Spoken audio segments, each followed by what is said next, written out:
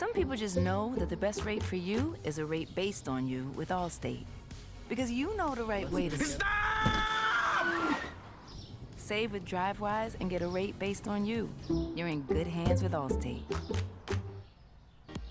The following program is a collection of students talking about happenings in the sports world. It is meant to be comedic informative. The opinions expressed on this show do not necessarily reflect the beliefs of their peers, their boss, or ESPN. There may be some cuss words because that's how humans in the real world talk. If you are young, please seek permission before watching any further. Hey, What? let's go! This show stinks, and the fact that you listen, we are very, very thankful for. The all-time leading tackler for the Green Bay Packers, You pig! Damn it! be a friend, tell a friend something nice, could change their life. Sport! Hello, beautiful people, and welcome to our humble abode, the Thunderdome, on this Feel-Good Friday, April 19th, 2024. This program starts now. Sports! Are amazing. Sports are wonderful. Sports are the reason why we get to talk to you every single day for 3-ish hours, 2 of so right here on ESPN. The final hour and all 3 hours on YouTube, ESPN Plus, and TikTok. Wow. Yeah, we're not dancing. We don't know how long the platform's going to last, with all legislation and stuff. I don't have one on my phone, but we do have an Emmy award-winning editor who has us on TikTok every single day, just like we'll be next Thursday night for our Draft Spectacular as we find out what teams make what decisions on what the future of their programs look like. Every first-rounder could be a future Hall of Famer. Every first-rounder could be a complete bust. We'll be there live with that man, Bill Belichick, as we break down the entire evening. And also, the Draft Spectacular kickoff show will start at 7:30 Eastern. Okay, that'll be on YouTube, ESPN.com, ESPN Plus, and TikTok Live. ESPN.com being live on there is a big deal. Yeah, huge deal. You don't hear it in the, the intro for where this show lives, digitally or socially, because I don't think we normally are. But for the good of, how do I say this? For the good of a generation. Yeah, there you go. For the good of a generation that has seen a lot of things, been around longer than all of us. For those that have been around a long time, might be difficult to find. Hey, we're only hearing that Bill Belichick's doing something for the draft. What is that? Yeah, we know. Yeah, we've watched football since the 50s. My okay? age. We understand what's going on here. We'd like to watch this entire thing. He is my age. We're peers. Yeah. How do I watch? ESPN.com. We'll be right there at the top. Yep. Perfect. Okay? So next Thursday should be epic. So is today. Paul Biz Nasty Bizanet will join us. Let's go, In about Biz. 8 minutes, talking about the NHL. Big hockey news. Hockey is awesome, and hockey is getting shaken up a little bit right now. Oh, yeah. A team in Phoenix that wasn't able to fill an arena with 5,000 people for like the last 10 years, trying to find a location to kind of agree upon with the community, with the town, on where they can build an arena for this team. That is awesome. This Phoenix Coyote squad that has legends that have run through that barn and a fan base that you would hope would be great, but just inevitably thought that they were never going to have a fair shake with the ownership in which they had, in the agreement with the town in which they had. The arena was a minor league type arena. It was a college arena, actually. So now that team just gets bought, sent to Utah. Yep. With friend of the program, Ryan Smith and his entire sports group, who are also the owners of the Utah Jazz. Ryan Smith this morning, we got a chance to catch up with. He had a backpack on, and he was loading his kids into his car to drive them to school. Nice. Is a self-made billionaire who dropped out of high school, turned his stuff around, sold his first company for $1 billion, another company for $1 billion, and he is nowhere near old. This man is a young American dream story who now has a team in the NHL and the NBA. Hey, good on you, Ryan. Rhino, boy. Good on you, Rhino. And that tweet right there says 11,000 in counting people registering for season tickets for the Utah hockey team that does not have a name yet. Quakers, maybe. That's what you're saying. I'm not saying Soakers. That's what I'm not saying it. Something to think about. Good idea. But there's a lot of other names that are phenomenal. Like there's phenomenal names that could come out of Utah, and there's already people talking about, old team Grizz, they used to have Big Bear logo. It was awesome. And There's people I think that said like maybe the Yeti. Mm-hmm. I like that. Yeah, and the Yeti's an awesome thing. There's a lot of different potential names that they're going to have to figure out and deal with. He said 20,000 as of this morning. Damn. Sorry, what? 20,000 people? 20,000 people have tried to register to get season tickets over there in Utah. They couldn't fill an arena with 5,000 people. Yeah. 5,000 person arena is the smallest arena in any professional sport that there is in the United States of America that is considered a good league. They couldn't fill it up every single night. They got 20,000 people in Utah saying, hey, we'd like to be in there. Go tomorrow. And that's kind of what Ryan Smith was selling. Whenever we chatted with him, whenever we went out there, he was like, these people love sport. Okay? Yeah. We hosted an Olympic. They show up. It is a massive thing. Hospitality is a real deal. They love hockey out here. It's like if we were to get a team out there, we think we'd be a good host. And within 12 hours of it being announced, they basically already sold out the entire thing with season tickets. Yeah, absurd. So I think the current arena, it has 16,240 seats will be available for hockey, and they debuted what it could look like nowhere near a finished project, but them saying, hey, this is what it could be. I think they're going to remodel to get it to 17,000. Smart. So with 20,000 and then 17,000, obviously there's a little bit of a disparity there. They're going to reach out, find like partial seat. I mean, place is going to be packed. Yeah. Place is going to be packed out there. Every The NHL has to be incredibly pumped. I believe next week there's a press conference happening today, and the next week, like, hey, good on you, Ryan. incredible. Hey, good for hockey.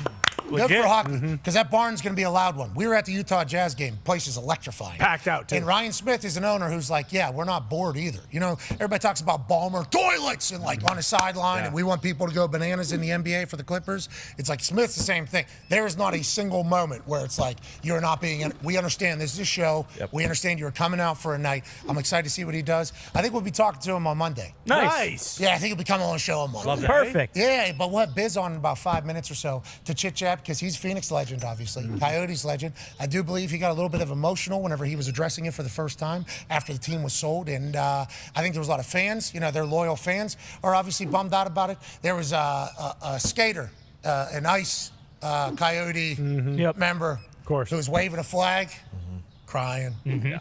Then you got salespeople, front office people, ticketing people. I mean, there's so many people that go into that. Sad. Company's been very sad. Biz will talk about that, and also hockey's set up for its playoffs. You need to watch the playoffs.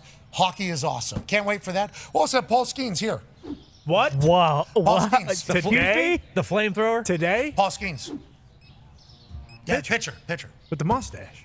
Yeah, Yeah. and the hose. Yeah, the rocket arm. Yeah. The hose. He's got that one. Pa! Yeah. I forget what the stat was last night, but it was like some percentage of his pitches are all over 100 miles an hour, and it's higher than him. But, yep, there it is. Boom. Most 100-mile-an-hour pitches. This guy's just throwing absolute gas here in Indianapolis for the AAA affiliate for the Pittsburgh Pirates. He's a national champion with LSU. Obviously, we know his story. He's going to be in here. And last night, he saw it down just like the entire side. Per usual. Yeah. Let's go. Yeah, I mean, it's just boom, boom, boom. He's going to be a Pittsburgh Pirate soon. He's part of the Hundo Boys. We had Randy Johnson on yesterday. Yep. We had Jet Passon on. We had CC Sabathia on. Now we got a AAA pitcher on. Yeah. We're a baseball program. Do we Big like time. baseball? Yeah, I love the conversations that surround like the baseball. players. Okay. We do. We've enjoyed the community, and also it feels like baseball, and this is me speaking not from experience, long season, a lot of travel. I think a lot of potential baseball people do watch our program. For sure. Oh. Even though we don't talk because they're on the road a lot, Yep. so on their phones, on their iPads. I think there is a big baseball community, and we like to say, hey, I don't know how people watch full games, but I love watching you guys do your thing when you do it. I love watching it. Hour 49 minutes, so you're starting to scratch me where I itch. Yeah. I know Yeah. baseball purists don't love it, but we'll ask Paul Skeens his thoughts on all of it because he's a pitcher that throws hard. Yeah. We got the elbow stuff going on in baseball. We got the pitch clock stuff going on in baseball. We got the baseballs going on in baseball right now. Can't wait to chit chat with him and see where he's headed. Then we'll also have Mad Mel Kiper on today. Okay. And Donnie Don will be live from the room. Oh, hell yeah. Obviously, AJ Hawk, and also the whole time, the Toxic Table, at Boston Connor and at Ty Schmidt. A nice little montage of all the greats there on your chest today. Yeah, this is actually the Kalen Ursay shirt. Oh! Yes, Good one. I didn't know this is what it looked like because when I got the gift, like I said, I was pissed off. I just kind of threw it in my wallet. Kalen Ursay is the owner of the Indianapolis Colts, who was on our program whenever we were down at the annual meetings. Obviously, we know her from being in Indy. She sent a gift to New England Patriots superfan, Yep. an outright rude man. Yeah. For sure. about the Indianapolis Colts sometime. Oh, yeah.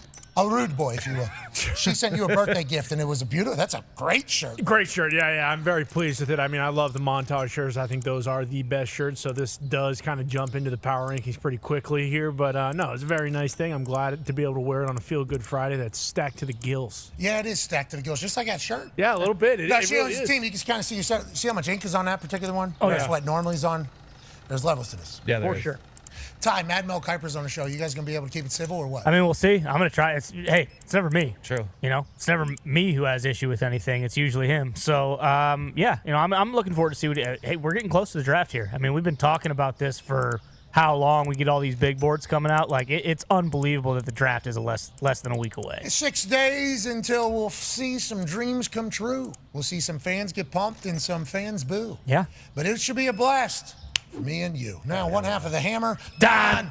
Cowboys, Tone Diggs is here. Tone, great fit today. Thank you, know brother. that. Got cowboy boots on. Yep. I mean, the guy's really doing it. Wow. I mean, the guy is absolutely doing it right now. Big news in the sports gambling world. No, not the guy getting banned. No. Oh, okay. Not the interpreter stealing $16 million. No. That too. With $24 million more on the way. Not any of that. No. What we're talking about is odds moving quickly, drastically, 1 week out from the NFL draft for the number 2 overall pick. This comes after the 20-person top 30 visit to the Washington Commanders with Top Golf and hangouts and meetings and sessions, and Jaden Daniels, his agent, going, whenever it was announced about this is not how it normally goes, how much one-on-one time the guys get, and then the books react in this fashion. Who's talking to them? What do they know? And what does this mean to normally whenever something like this happens in the past? I think it was earlier this week when we did the Jaden Daniels and Drake May odd movement, and it was the other way where it was like, oh, Daniels guaranteed to 2, and we could see why, because it was Schefter who said, hey, you could get that Jaden Daniels jersey, and it was also Schrags put out his mock, and he had Daniels going at number 2. So you kind of understood why that movement went for Daniels at number 2. But late last night, Drake May, like those odds, that's not a small move. Nope. That's over a $2 move for Drake May to potentially go in number 2. Now, Jaden Daniels still the favorite, but Drake May basically the same odds. And then you look at the tea leaves, you got to find the scuttlebutt on why. And there's some scuttlebutt out there going around where, because Schrags kind of dropped a little bit yesterday that said, hey, maybe Jaden Daniels doesn't want to go to the Commanders. Ooh. And then Florio, I think this morning, kind of said the same thing. So I don't know if that's the reason why they're moving, or the agent.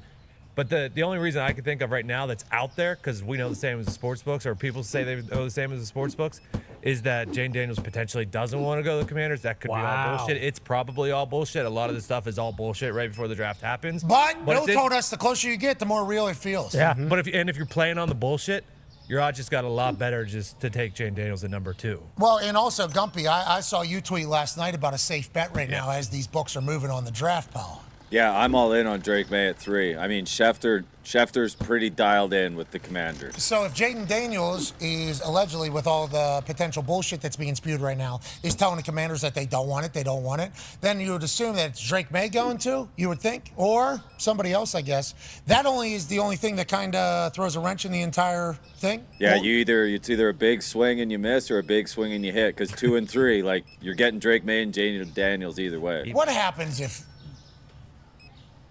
Michael Penix? Oh, yeah. I've been gassing Penix up. I don't know. He's minus 130 to go in the first round. That is free money. How does Penix get out of the What first? What did he run? Like a 4.48. And the thing is, well, his injuries, it's like, injuries are cool. Dude just ran 4.4. He ran, his legs are better than a lot of people's legs. Yeah. Actually, the surgeries might have made him faster, stronger, and everything in it. And then the amount of football that he's played, the accuracy that he has, and the pro style of like building that Kalen DeBoer runs, it's like that guy feels like he's ready-made. But I'm not saying he should be getting drafted above anybody. But if that was to happen, that would be just like the Trey Lance, Mac Jones situation a couple of years back, where things come out of nowhere. And that's why the draft is so beautiful. Yeah. Legitimately, because we have no idea. All you need is one billionaire to be like, nah, that's what I want to. Yeah. And we have seen so many cases of that in the past, and there's a chance it could take place on Thursday. And if this is the case, where like Jaden Daniels is saying, hey, I don't want to go to the commies, I'm not playing for him, you got to love that, got to respect it. But also, that might open the door again for the number 2 pick being traded. Like the talk before from Daniel Jeremiah, I mean, this is last month, in March. He said, yeah, if I'm looking at a team to trade, probably not at 3. Patriots are probably going to stay, but the Commanders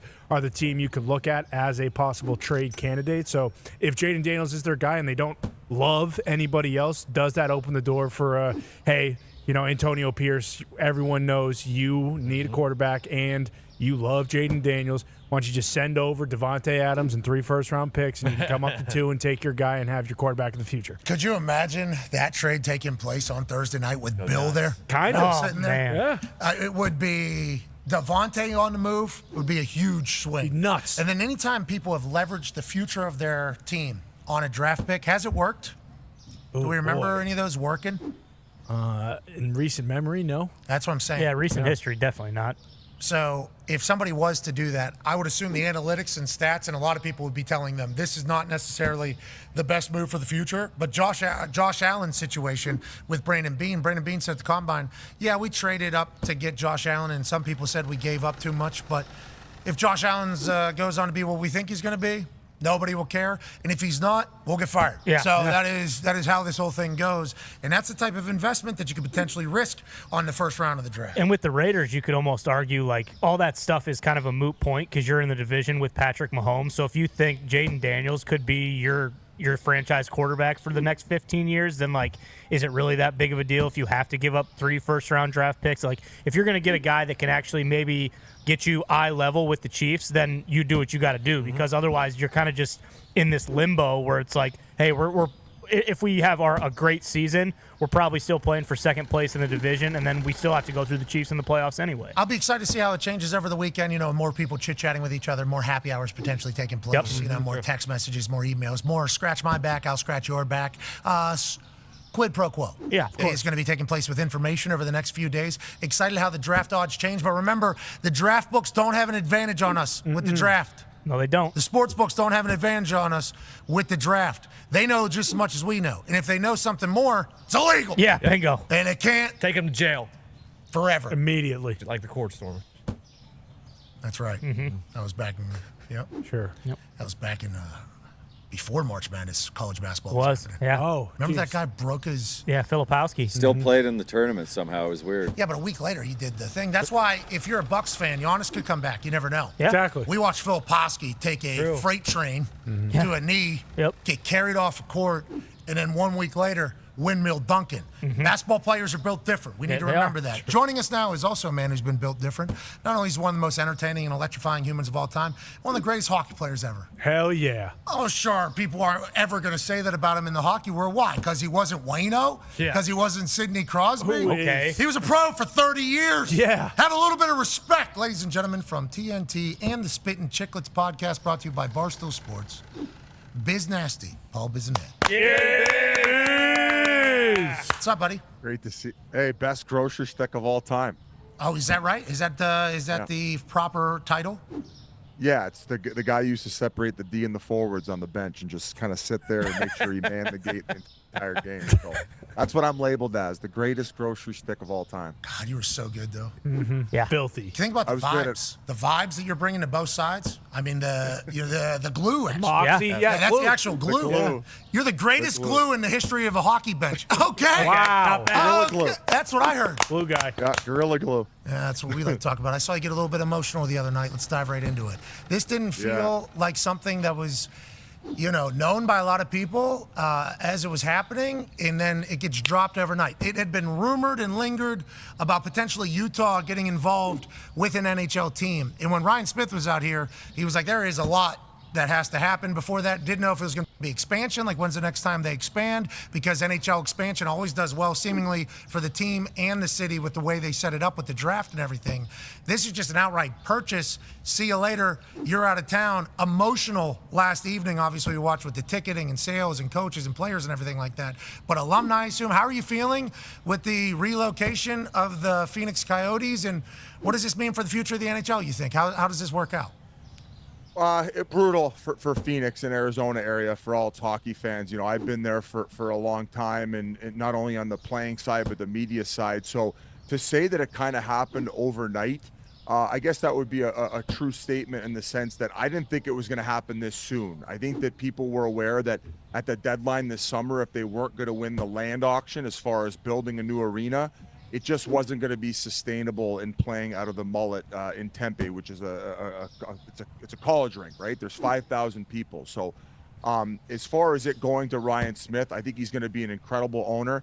I think the reason it was kept hush hush is Gary doesn't really like a lot of this stuff becoming public knowledge. He wants it all under wraps, all controlled until eventually a decision is going to be made. So Ryan Smith, obviously the classy guy that he is, wasn't speaking very publicly about this, but ultimately wanted to bring a team to Utah. He's an incredible sports owner in the NBA, and I think he's got a lot of bright, amazing ideas and how to also grow it from a hockey community sense. And I know people are maybe a little bit critical of the size of the market, and everybody gets very numbers focused when it comes to markets. But I think he's insured us, and even with the amount of season tickets already sold, or people with the deposits down, ensures that there is going to be local support there.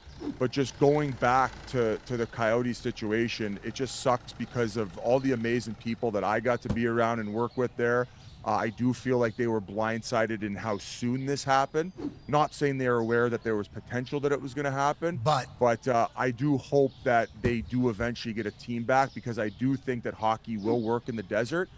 I don't know if it'll work with the former owners that have just now moved the team and still kind of hold the rights if they want to bring one back. Yeah, that's what I saw. 5 years they have, and I believe the statement said, "We are committed to this community and to building a first-class sports arena and entertainment district without seeking financial support from the public." Hadn't that been what the NHL and everybody's been looking for like 5-10 years seemingly? Hadn't that been kind of the thing? So how much longer, what is it? Because the quote, I think I saw the tweet, the narrative being sent before or above the actual quote was like, "Owner is committed to bringing team back." It's like, and then you read it, it's like,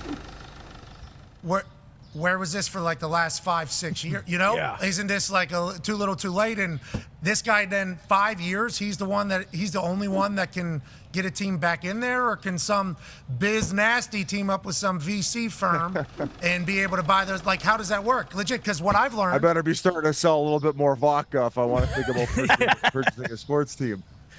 Whitney's for sure.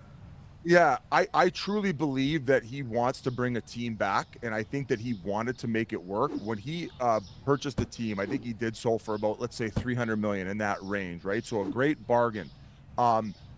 I don't think it was going to work in Glendale. The commute's too much. People in that area maybe don't have the disposable income that people, let's say, in North Scottsdale and Tempe and other areas of Arizona. PV, So, Of course. What's that?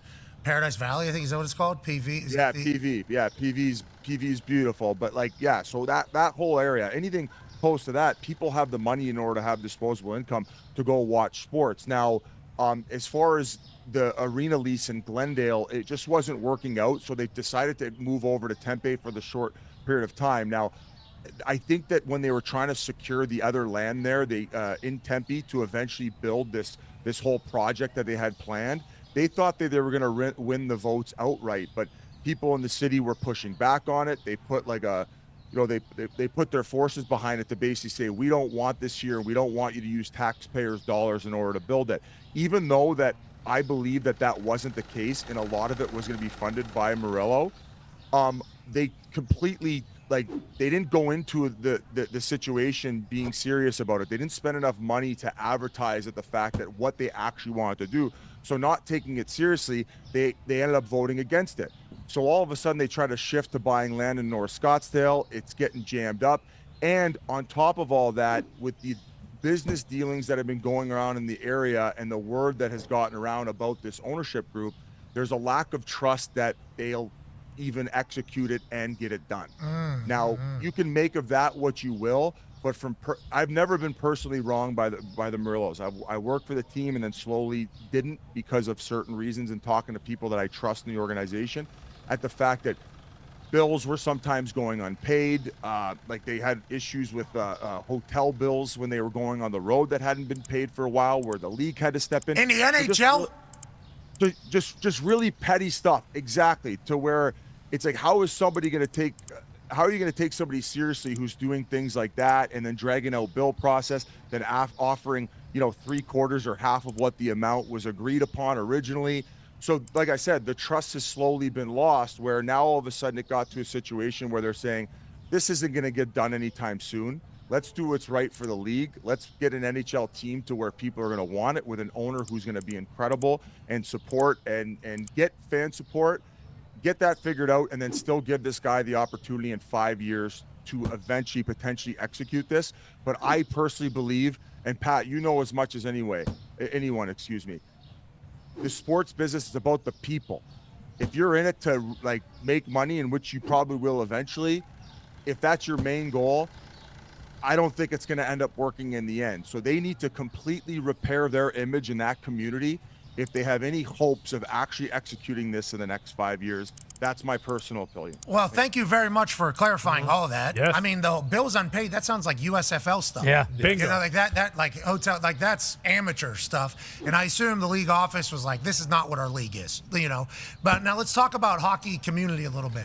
How do they feel about this? Are they pumped? Because Ryan Smith, I feel like we know him pretty good. I feel like we've hung out with him numerous times. We know him pretty well. He's gonna he's gonna go all in here. He is gonna spend, and he is gonna commit, and he's gonna hire, and he's one of those he's a psycho. This guy is a business psycho. He's built different. Yeah, he's built different. He's gonna go. That is what he's gonna do. All the while trying to make it the best. Is the hockey community happy about the move to Utah? Is the hockey community as a whole? I don't know. Obviously, the people in Phoenix that just lost their jobs aren't going to be necessarily the most pumped people. I don't think they're mad at Ryan Smith, but the whole situation. But hockey community as a whole, are we happy about the move to Utah and the energy and the freshness for hockey?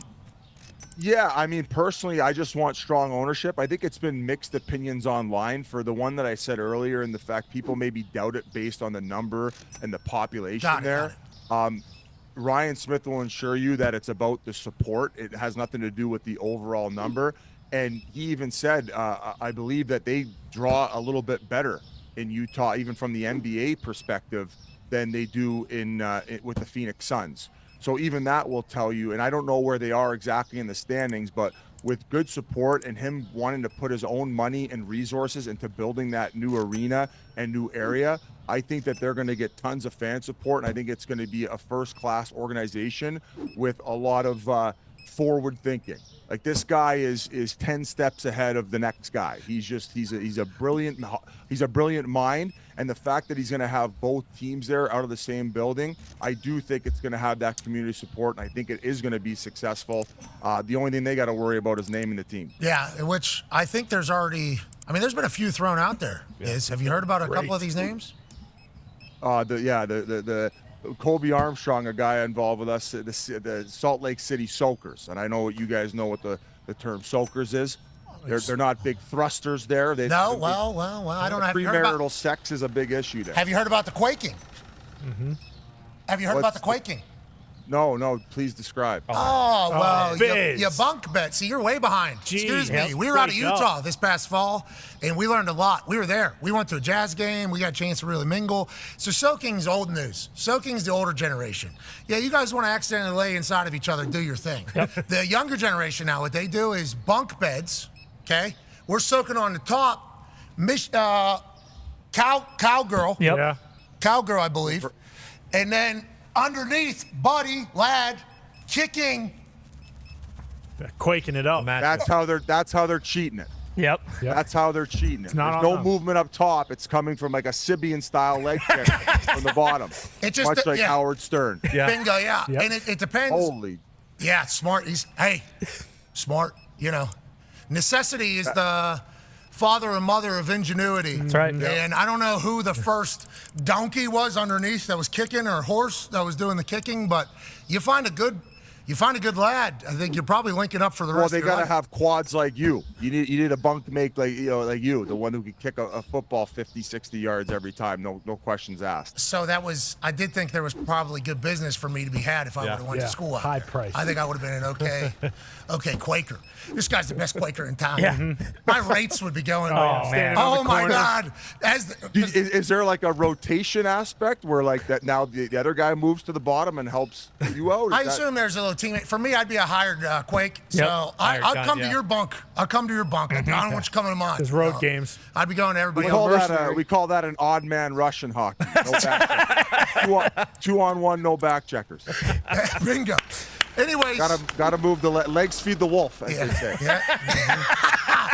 All right, let's continue with some hockey talk. And I don't know if they're going to name the team the Soakers or the Quakers. They might, though. Maybe. I mean, it has to be on the board. They should. It has to be on the board, I assume. Ryan Smith, not the biggest fan of us. Just No, only he's not. No. Every time he's come on our show, first 7 to 10 minutes are, has there been any innovations in the Quake game? And then he's like, oh, stop. And it's like, all right. Talk to his people. FaceTimed him this morning, and he called us predictable, lame, and boring. We did exactly what you said there about soaking. I mean, you guys are so predictable. Need new material. As predictable as the sun coming up. This crew right here, quaking. That's all you're going to say. He's awesome. We are big fans of his. I think it's going to do very well. Let's talk about hockey right now, though. Playoffs have been set. Who do you like here? Who do we like? The Bruins going to do it? Are the Bruins going to be able to maybe win one here? No, they're going to get smoked by the Leafs. My Toronto Maple Leafs, it's their year. Okay. It's their year. They're gonna go on a bit of a heater, and they're gonna break the. Biz, don't be a mark, Biz. Don't be a mark now. Okay, we got Boston Connor over there. I mean, Biz. Jock sniffer for the bees. Biz, when was the last time the Maple Leafs beat the Bruins in the playoff series? Tell the people. I don't think it's been since like the 50s or 60s. Yeah, bingo. So what are you doing bumping your gums about that shitty team in Toronto beating the Boston Bruins? Don't be an asshole, okay? Well, we keep talking about being built different. I think they went and stocked up on some heavy bodies. They got the skill. It's all going to be about producing through the pressure and through the punishment of the Boston Bruins. And you saw the last game. Even though the regular season didn't go well for the Toronto Maple Leafs against the Boston Bruins, it will go mighty fine come playoff time. We're going to reverse the curse here, which is the Boston Bruins. In no world that is happening, my friend. You saw what happened when Toronto played Boston, what Marshy said. Oh, I'm coming for all of you. I'm taking all your heads off. You remember that, Biz? He's a killer. He's a killer. He's a killer. You don't have any of those. And by the way, you're talking about big guys? Do you guys have the biggest son of a bitch in the NHL, the big rig Pat Maroon? No, you don't. The Bruins do. So Austin Matthews, 70 goals, you're cute. What's he going to do when the big rig's mitts are in his grill, Biz? Huh? Then what? You think Patty Maroon's gonna shimmy shake Ryan Reed? Yeah, I do. I 1,000% do. The big rig, he's like Mike Tyson. I want what you're smoking. I'm not smoking anything except for the Stanley Cup in June, bitch. How about that, man? And Stanley's Cup too, maybe. The whole thought of you cutting a promo at the edge of this stage with that wide shot, though. I mean, that was one of the most glorious moments we have had in some time. But, Connor actually, we bring PK on and hates the Bruins. He self-admitted, said, you know what, I don't like talking about the Bruins because I hate them. Yeah, so now he was a Montreal guy, so that's just a built-in hardcore rivalry to begin with, so I can understand that. And also, I think he would get heckled pretty hard when he would go to Boston. So he's got some well-deserved hate for Bruins faithful. Well, to be fair, PK, he was a slippery son of a bitch. PK played his own game. He played sometimes dirty. Some people would say sometimes he played a little soft. He would flop, people would say. And you could, make your own decisions on whether he was flopping or not. Check the tape. He flopped every single time. That's gamesmanship. Well, they started calling him PK Slewban because he wouldn't mind giving the old little slew foot behind guys' legs, which, hey man, all's fair in love and war. A slew foot. You ever see the slew foot? It's a bit of it's a greasy play. It's a greasy. Ask him why they call him PK Slewban next time he comes on. All right, we're gonna call him right now. We'll see why they call him. Am I kicking the right heel into the left, or what's happening there? It doesn't matter what side you're on, but the minute you tap the back of the boot with a hockey skate on, the guy's going ass over tea kettle. So that's.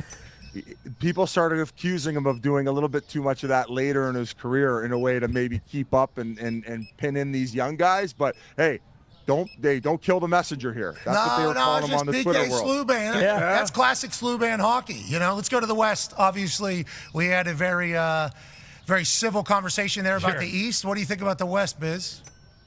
So I'm actually really liking Edmonton right now, just based on that first round matchup.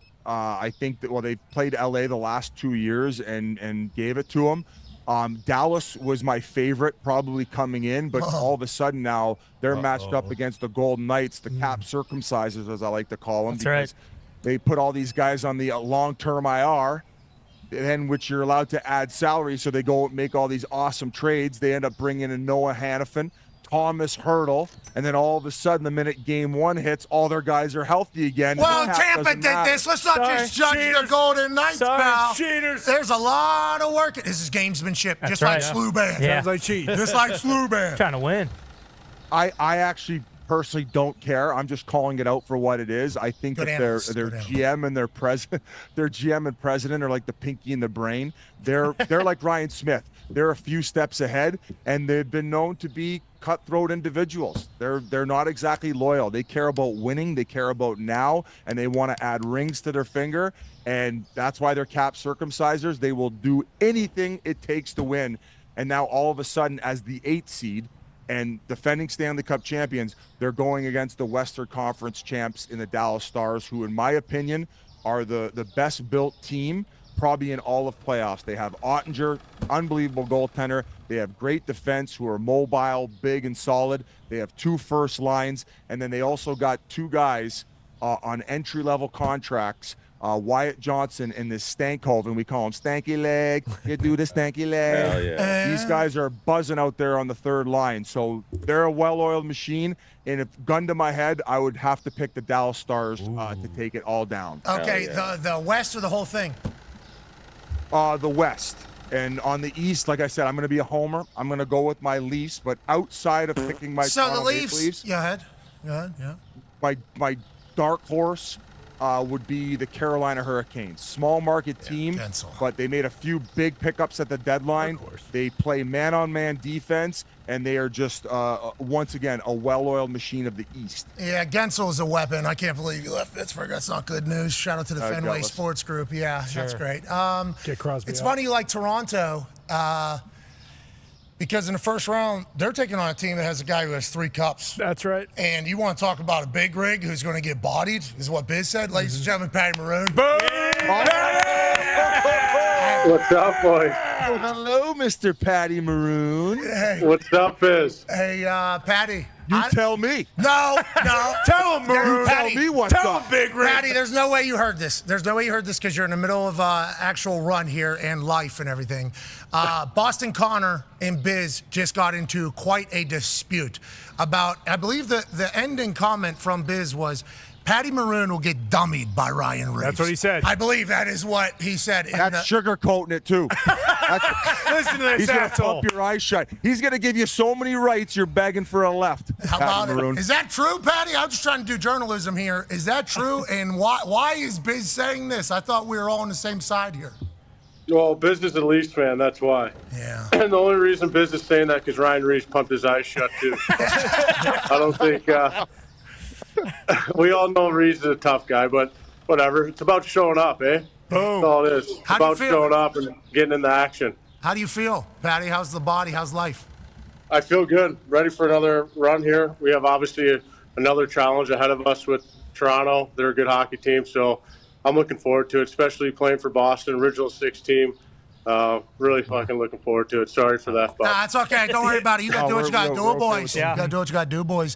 Connor has one last speech to give to you, Patty, because I'll tell you what, he got pretty fired up about what Biz was saying earlier. Yeah, look, Big Rig, I know you weren't there, last year, but what this team means to Boston, I can't put into words, to be completely honest with you. And to say that the city needs this would be an understatement. I think the city is living and dying with this Boston Bruins team, and getting you to join the squad. And as the camera zooms out, you can see that pasta jersey. It doesn't say Pasternak, it says pasta, because that's what we're going to need this offseason. Because unfortunately, last playoffs, we had to hang that banner as a memorial to the great season, the record-setting season last year that fell so short in the first round. And I don't think the city of Boston can handle that right now, Big Rig. So we're going to need you to, maybe beat the shit out of 10 to 15 Maple Leafs a night. I mean, you can get what? You can get – how many minutes are there in a game? 60. So you can get 12 game misconducts. You can get 12 majors for fighting in one game. I believe That's that. good math, That yep. math. That math. He won't adds even up. be seeing the ice. Oh, he can't even bend his knees anymore. You skate like me. You're doing the chopstick dance out there on the 4th line. You can't even get in on the 4th You line. listening to this And you grocery stick over here? And you tell that midget Marchand to keep his tongue down. You tell that midget Marchand to keep his paws off my boy Marner. Get all right? And if you even think about going next to Pablo on the ice, you better reconsider it, buddy, because I will come and find you on the streets of Boston, and I will handle the business myself. All right. Kick his ass. Biz, what was the closest thing you came to a playoff game? I played in a playoff game. Did you give a touch ice in a playoff game? I played 1 second against the Chicago Blackhawks. I forgot to put my strap on. Way to go, Biz.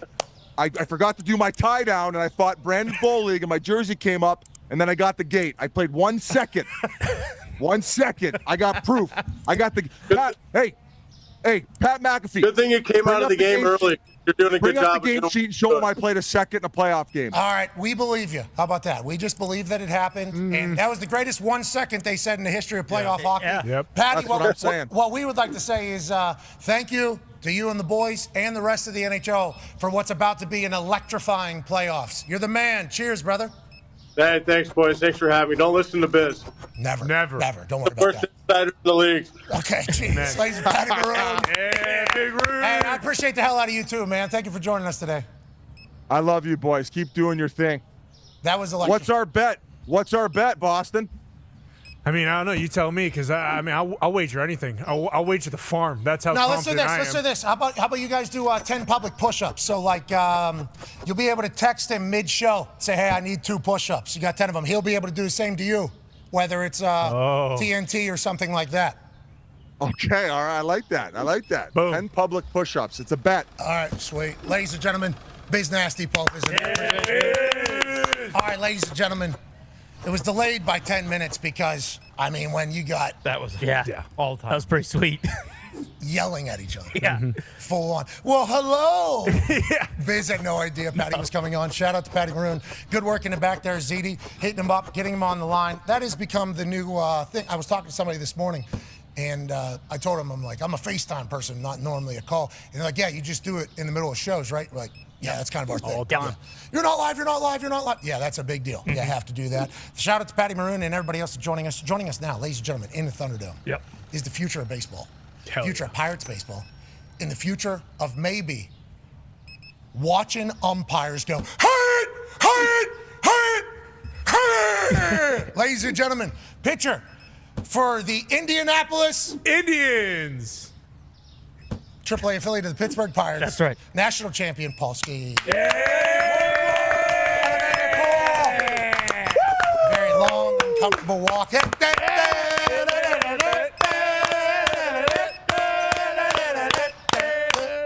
What's up, dude? Hell yeah. Thank you so much, man. Nice to meet you. Hey, nice to meet you, too. My man, you want to saddle up over there? Yeah, you can go around. That boy Paul. Holy shit. Nice shoes. Big son. That's a big boy. Shit. You are a house, dude, huh? You're a hoss. You play football ever or only baseball? Just baseball. Okay, where are you from originally? Southern California. Southern California. We just talked to Randy Johnson. Okay. So we talked to him yesterday. He's 6'10", and he was talking about how a part of his mindset when he was on there is, I'm gonna try to make this as an uncomfortable as possible at bat for the batters, because he used to throw hard, high. You know, he used to go at people. I assume that. Are you similar in that nature? Because what you're doing right now, nobody else on earth is doing. They're talking about the amount of 100-mile-an-hour plus pitches that are taking place across all baseball, not just AAA, majors, everything like that. What is your mindset when you're up there, and how come you're able to throw the ball faster than everybody else on earth, you think? Yeah, I don't know about that one. You do? Yeah, no, I don't know how I do it. Have you always just been a rocket, even as a kid? No, not really. I mean, When did it develop? Last couple years, really. I mean, just growing into my body and getting stronger and that kind of thing. I think that was the biggest thing. But I was like, when I was a junior in high school, I was probably throwing 86 miles an hour. Jeez. So it's happened recently. So you go to LSU, you go to Air Force, you go to LSU, you develop, you get stronger, and then we watch that run where you guys go to the national championship and your mustache and you are just like awesome. And then we see the Pirates draft you immediately. Is there a hesitation or a worry that when you go to the next level, you're not going to be able to do the same stuff? Or if you're throwing 100, you're throwing 100? It's different, and so that's something that I'm learning right now about, you know, just being in. Obviously, AAA is different than the big leagues, but AAA is also different than college. So, just trying to figure that out a little bit. What is it, the batters or the ball, or what is it? Honestly, all of it, and like, you know, people talk about the 5 and 6 day rotations. Like everything is just a little bit different. It's nice that they're using wood bats, but like the hitters are better. The balls are smoother and like the seams are smaller, so it's kind of hard to throw. But so just a bunch of like little adjustments that you kind of got to get to. Seems like you've been okay. We've Yeah, been watching. you've been doing just We've been fine. watching this. Yeah. These stats are popping up on the internet like seemingly every single time you step in. Here's the most 100-mile-an-hour pitches thrown this year. By you're the guy. By I don't know. Seems like only be 57 more than second, which is okay. Yeah, Not bad. I guess that's Not bad. I guess that's pretty good with a sweet stash. Oh, it's strong. Pittsburgh, by the way, the perfect place to go with what you have on your upper lip. Just would like to let you know that. Let alone the fact that you're just throwing absolute heat. Now, before Tone Diggs, who's a big Pittsburgh Pirates fan, and Ty Schmidt, who's a massive baseball fan, have questions because we assume you're going to go on to do amazing things, and we're going to be able to run this back like 10 years from now and be super pumped about it. So we appreciate you doing this. Are you paying attention to what's going on in baseball in the pitching position? I assume you would have to. With the elbows and the conversation about how these young kids are throwing 100 and some pitches at the age of 9, which is potentially affecting them whenever they grow older. Do you think about all that stuff? What are your thoughts on it? Because obviously you throw hard as shit. Is that something you have to monitor, gauge, and how do you kind of deal with it all? Yeah, I mean, like I said about like just growing into my body, I think, part of it, you got to be strong to throw hard in the first place. But like, and then in order to, continue to throw hard, you have to be strong. So I think that's like the biggest piece. It's just part of the game. It sucks, but it's just part of the game. And that's, you can't go out there thinking about that. It really could happen, but that's not, your job is to go out there and throw hard and get outs. Like, so, and then, do whatever it takes between starts to go out there and continue to do that over the long season. So you can get back out there. Yeah, like, it's part of the game. How about pitch clock?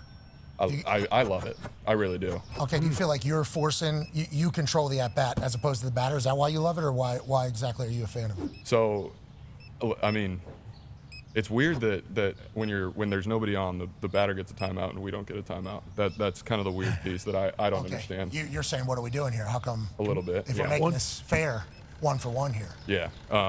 No. You get called for a balk, you try to do that. Well, yeah. The clock just keeps. That's going. bullshit. It's weird. Why are they against the pitchers? You thought it was a pitcher's game. Exactly. No. No, I love it, and they use it in college. It's a little bit less like strictly enforced in college than it is here, but it gets the games moving quickly. And bottom line, I think part of it is you have to train for it, throughout the off season and in bullpens and everything like that. Like, it's part of the game. You can. Do you feel like you're doing a little mental chess? For sure, and there are guys for sure that when you step in, like they don't like to be rushed or they don't like to wait, and those are the guys that you can rush or run out the pitch clock on even out of the windup. Like, I kind of asked you about it earlier with the Randy Johnson question, but I also asked you like 4 questions in a row because my brain got so excited, which happens, and I do apologize. We're not scared to intimidate some batters, or is it just it's me, the ball in the strike zone that we're doing here? Like, will you float one if somebody's crowding a little bit just to let them, feel it a little bit? Like, hey, this is my breeze. This is 100. This is 102 right now. This is what this could be for the next 3 pitches probably. Is there any of that in your game plan? And who decides that? Is that catcher, coach? Who's calling? How does that whole thing work? Yeah, I mean, it's all of us, and it's reading the game. It's nice to have a catcher that knows the game, and really they're the ones that know what's going on best out of anybody. But going up and in is never a bad thing, really. So. Hell yeah. Tone has a question for you, massive Pirates fan. Well, and by we, I mean Pirates fans are so excited for the future with you and then the other Hundo boy, Jared Jones, who's been incredible so far. But we can't wait anymore. Do you want to break some news today? Do you know when you're going up? Do you have any say in when you're going up? Is there a plan that and the team knows that you guys are not going to tell anybody on when you're going up? Are you going to break some news today, or? No, I'll be honest, guys. You know just about as well as I do when I'm going up. So. We know more than you do about this particular ownership. Yeah, and it's changing. Mm-hmm. It's changing from what we've been told, which is good. And how could you not? The Hundo Boys is let's go. And Randy told us about the analytics now. Guys don't really go complete games. He won 100 complete games in the majors or whatever, Sure. And he said that was a big part of it. Like, yeah, I'm throwing the whole thing, and they're talking about, analytics say whenever you see a batter for the 4th time, they're going to have a better opportunity to hit you. And he's like, who, against me? Who, though? Like, who are these analytics? Is there a change in mindset about how long you go into the game because the overall idea is like we need to last longer? You know, like maybe we have a 15-year career as opposed to a 7-year career. Is that the mindset of the modern day, why there isn't as many complete games, or what are your thoughts on it all? Yeah, I haven't been here long enough in the pro majors? ball. I haven't been in pro ball long enough to really know that. At LSU, how'd it work out? You threw full games? I threw one complete game there. Yeah, I mean, but it was, you know, you talked about the 100 pitch thing. Like I went like 3 or 4 weeks in a row last year of like throwing 120 pitches. Damn. So I don't know. My body felt great while I was doing it, and I you know still think that's something I can do. But it's definitely different than it used to be. I didn't grow up watching Randy Johnson really, but how old are you? 21. God, so young, dude. Who'd you grow up watching, pitcher-wise? So I was an Angels fan. So Jared Weaver, John Lackey, guys like that. Lackey. Yeah. Have they reached out and been like, hey, man, watching you just throw 102, 101, 102 for 3-pitch strikeout is awesome? Has anybody reached out to you, like any of your heroes said, like, we've seen a clip of what you're doing, it's cool, or is baseball a bunch of hating assholes? No, it's not the second one. I don't know about. I honestly don't know if they've reached out. I don't see a whole lot of that. What do? You isolate yourself? Do you do as much as I can. No social media? No social media. So no social media. Flip Do we have a smartphone? Yeah, do we I do. Yeah. Okay. Yeah. We have any hobbies? What is the hobby? Not really. It's kind of baseball. Just that's ball. awesome. Yeah, no, I mean, it is what it is. What do you listen to music-wise? Do you do Country, all day? Who? pretty much. Right now, it's Charles Wesley Godwin and Shane Smith. It's West Virginia guy. Wow. Yeah. Charles, let's go, He's a dude. man. So warming up, that's what you're listening to when you're working. That's what you're listening to. Everything. Depends. I mean, I was listening to an audiobook when I was warming up yesterday. So. An audio it book? depends. You know the tickets went from $8 average yesterday to like $30 average down at the stadium because you're pitching. You're a needle mover in AAA, dude. Damn right. People are paying more money to come watch you pitch here around Indianapolis. It was on the news. They had it on the local news. Like, Paul Skeens is pitching tonight. Don't know how many more of these we got. So if you want to get out there and do it, you've been great for this city. I know you're headed to Pittsburgh, which is obviously where we're from, but it's like you've been great here too. You need to know that. We appreciate that. See ya. Think about these AAA guys going, well, what is this? This is bullshit. Do I have to play? This is last night. Okay. How did we do last night? You feel pretty good about what we were doing? Yeah, it was solid. That one's not getting called a strike without ABS. Just the back. What do you mean? What's that? What are you talking about? Yeah, the automatic strike zone. The robot? Do you hate it or not? Because we learned about this through Jet Pass, and I think that He some. reviewed. Yeah, you tap your head, you review things. Yeah, so that's the challenge system. That's like the second half of the week.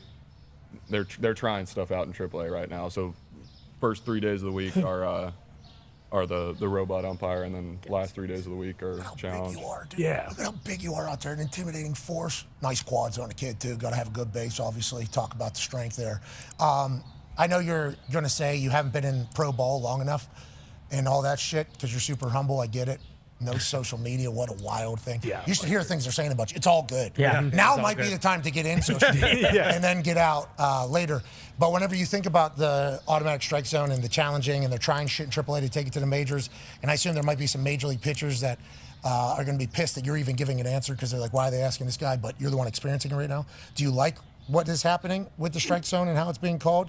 And I know you're not saying you should be the one deciding what happens at the majors, but is the future of baseball look good with this particular thing from a pitcher's point of view? Yeah, so I mean, for me, I really never hope that the ABS never gets to the major leagues. To be honest, I just don't like, because I was a catcher too, like, and if you can receive pitches, that's job security for catchers. So because for the longest time I was hoping that I was going to be a major leaguer behind the plate.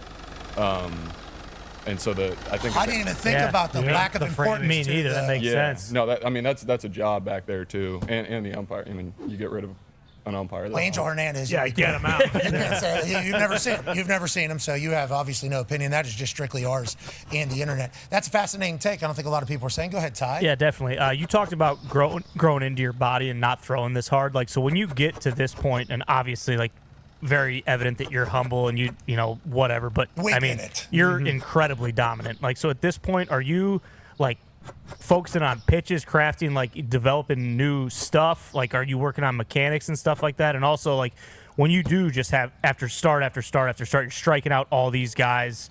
Like, is it a little bit tough in your mind knowing like, hey, I should probably be in the bigs right now. I feel like I'm ready, but you understand how it goes, and you have to just continue to kind of go out there and do the same thing over and over again.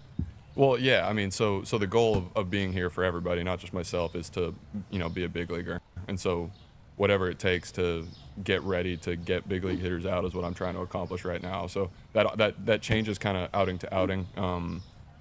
Throwing more changeups, more off speed, like mixing it in, even though maybe, we don't need to. Just to be ready. Yeah. just to be ready to face big league hitters, because I will need that. It's kind of like walking the line a little bit of what I need to accomplish to be ready whenever that day comes, and also like get these guys out right now. So we got a knuckleball coming in. Ooh. Probably not.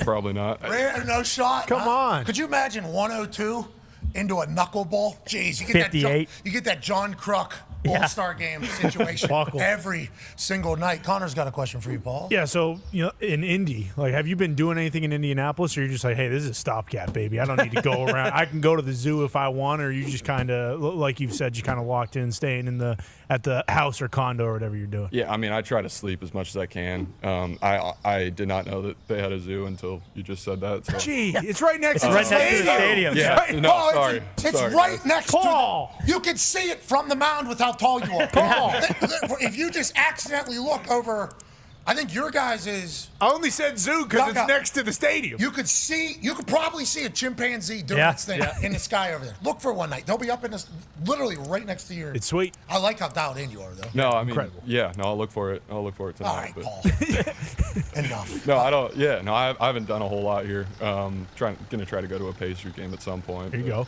go. Yeah, I like Indy. I will say that. I really do. Indy and Pittsburgh similar, like the humans. Love it. Yeah. Hey, I've spent a lot more time in Indy than I have in Pittsburgh. Well, when you make your way to Pittsburgh, I think people are going to be pumped up to see you. Jack. And you should just start Googling Zambelli fireworks shows. Okay. I've never heard of that. Oh, you will. You'll see him. They're going to be a big part of it. After the game. Rudy subs, too. Yeah, Rudy subs are great, but Zambelli fireworks come Pirates down there at PNC Park after a win. It's like a big deal. So Okay. the fireworks over the river with the city, it's like a it's right. Rage. You're gonna provide a lot of Zambelli fireworks shows right there, pal. You're gonna provide a lot of those to the city of Pittsburgh, and they are forever gonna be thankful for it. Because when a Yinzer sees a Zambelli firework go off in the sky, it is 6 to midnight, pal.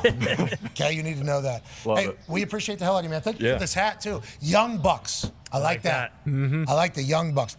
Color kind of interesting, but I like the Young Bucks because we got the Hundo boys. Young Bucks is certainly better. Yeah. Especially for the entire. Great. Good luck the rest of the way, and thank you for stopping by, man. Yeah, thank you. You don't have to. We got like 30 seconds till a hard out. We can just walk off together. Okay. They probably told cool. you just to walk off. Is that what No, you they said? didn't really tell me anything. Hey, I got you though. You want to sign? Yes, please. I got you. Yeah, my man. Hat. How much do you squat? I actually don't squat. You don't do any weights? No, I do weights. I don't. I split squat more than I. How I've much? Squatted probably in like. Split squats. How much 4 split years. squat? I don't know. Probably 1,600. Yeah. We'll say that. I like it. All right, we'll be back on the other side with AJ Hawk, Mad Mel Kiper in the rumor mill. Be a friend, tell a friend something nice that might change their life.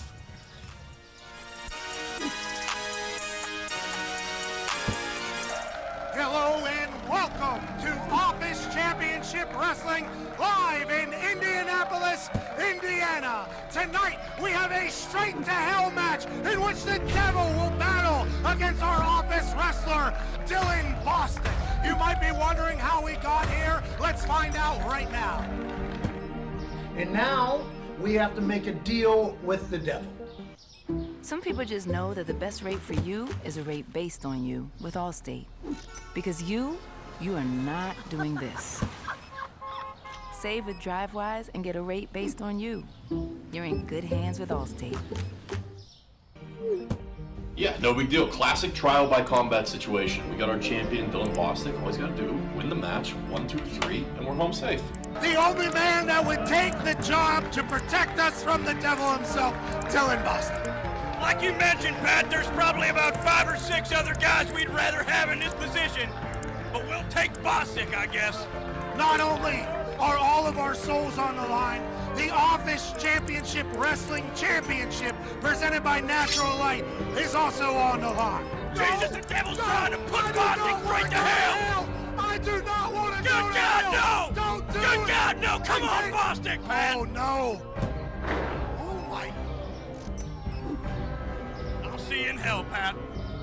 The goddamn Easter Bunny's out here! What the hell's he doing here? The Easter Bunny is obviously here to help Dylan Bostic.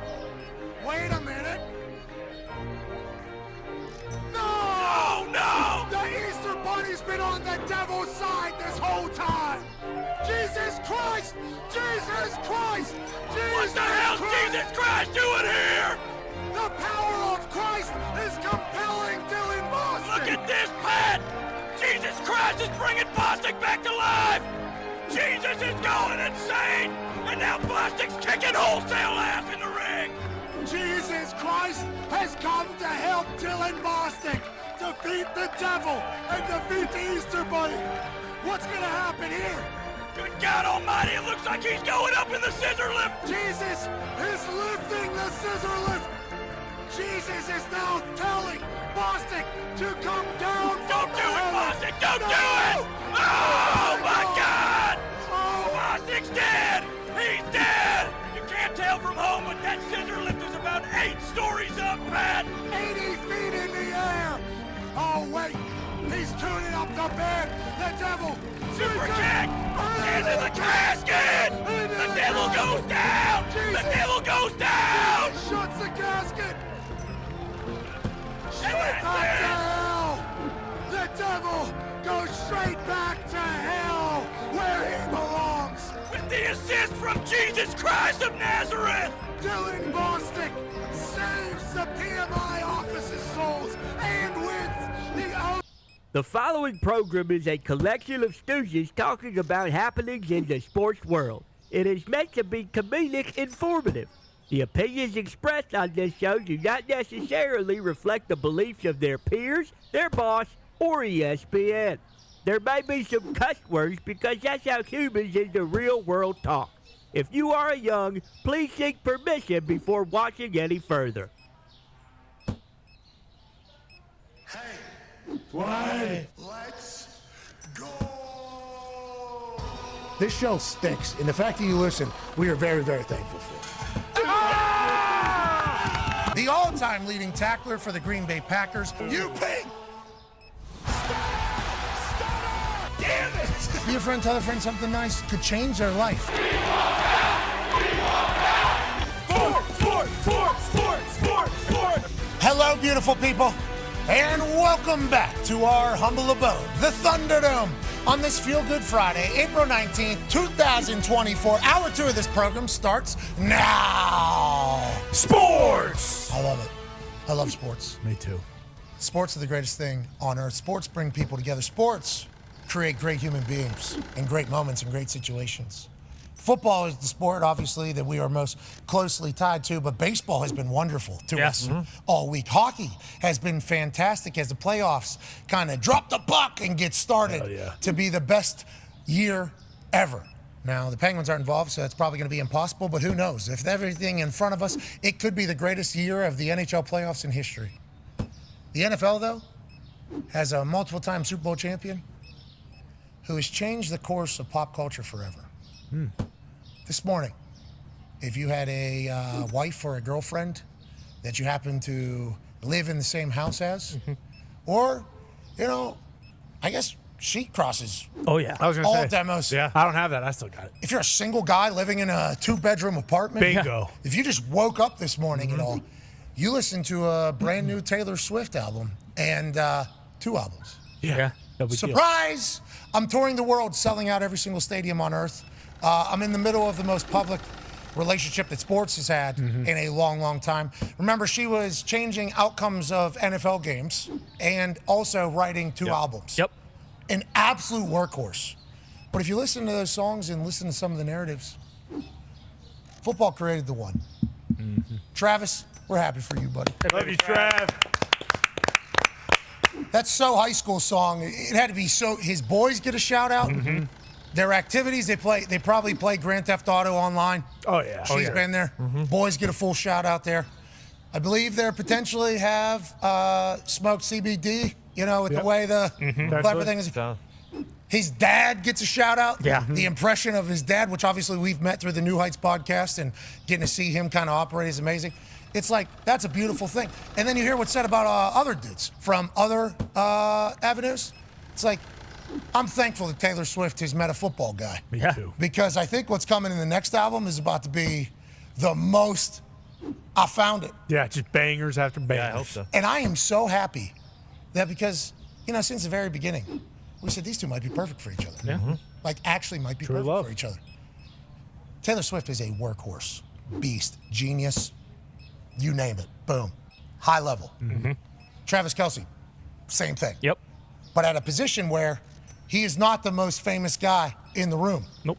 So being the guy who's with Taylor Swift is not a problem. Like, hey, some of these other guys, it feels like potentially they couldn't handle the shadow. I ain't taking a back seat. Yeah, couldn't handle the shadow. They needed, Oh, yeah. Travis, like, I don't know, we having a good time. Who cares? That's all Travis cares about. So I'm incredibly pumped for both of them. And literally since day one of this, I've believed just from learning about Taylor Swift through Sam in that documentary and then knowing Travis, it's like, wait a minute, I'm no matchmaker, but this feels like all the issues they both have had in the past relationships kind of get cured here if they're together. Kind of simpatico. And we got a chance to hear that in that So High School song. Yeah. So pumped this morning for football. It's a beautiful time. The Toxic Table is here. And congrats to Taylor, by the way. Yep, obviously. Great album.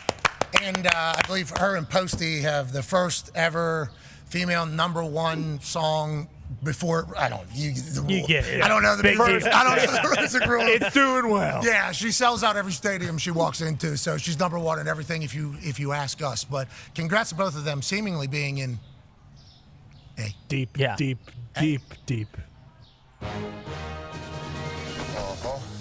Perfect. Yeah, I'd want to give that a hug. But this year's prospects are brimming with excitement. Quarter zip, 100% drip. Fellas, Nationwide is on your side, so I'm here to help you get ready for draft night.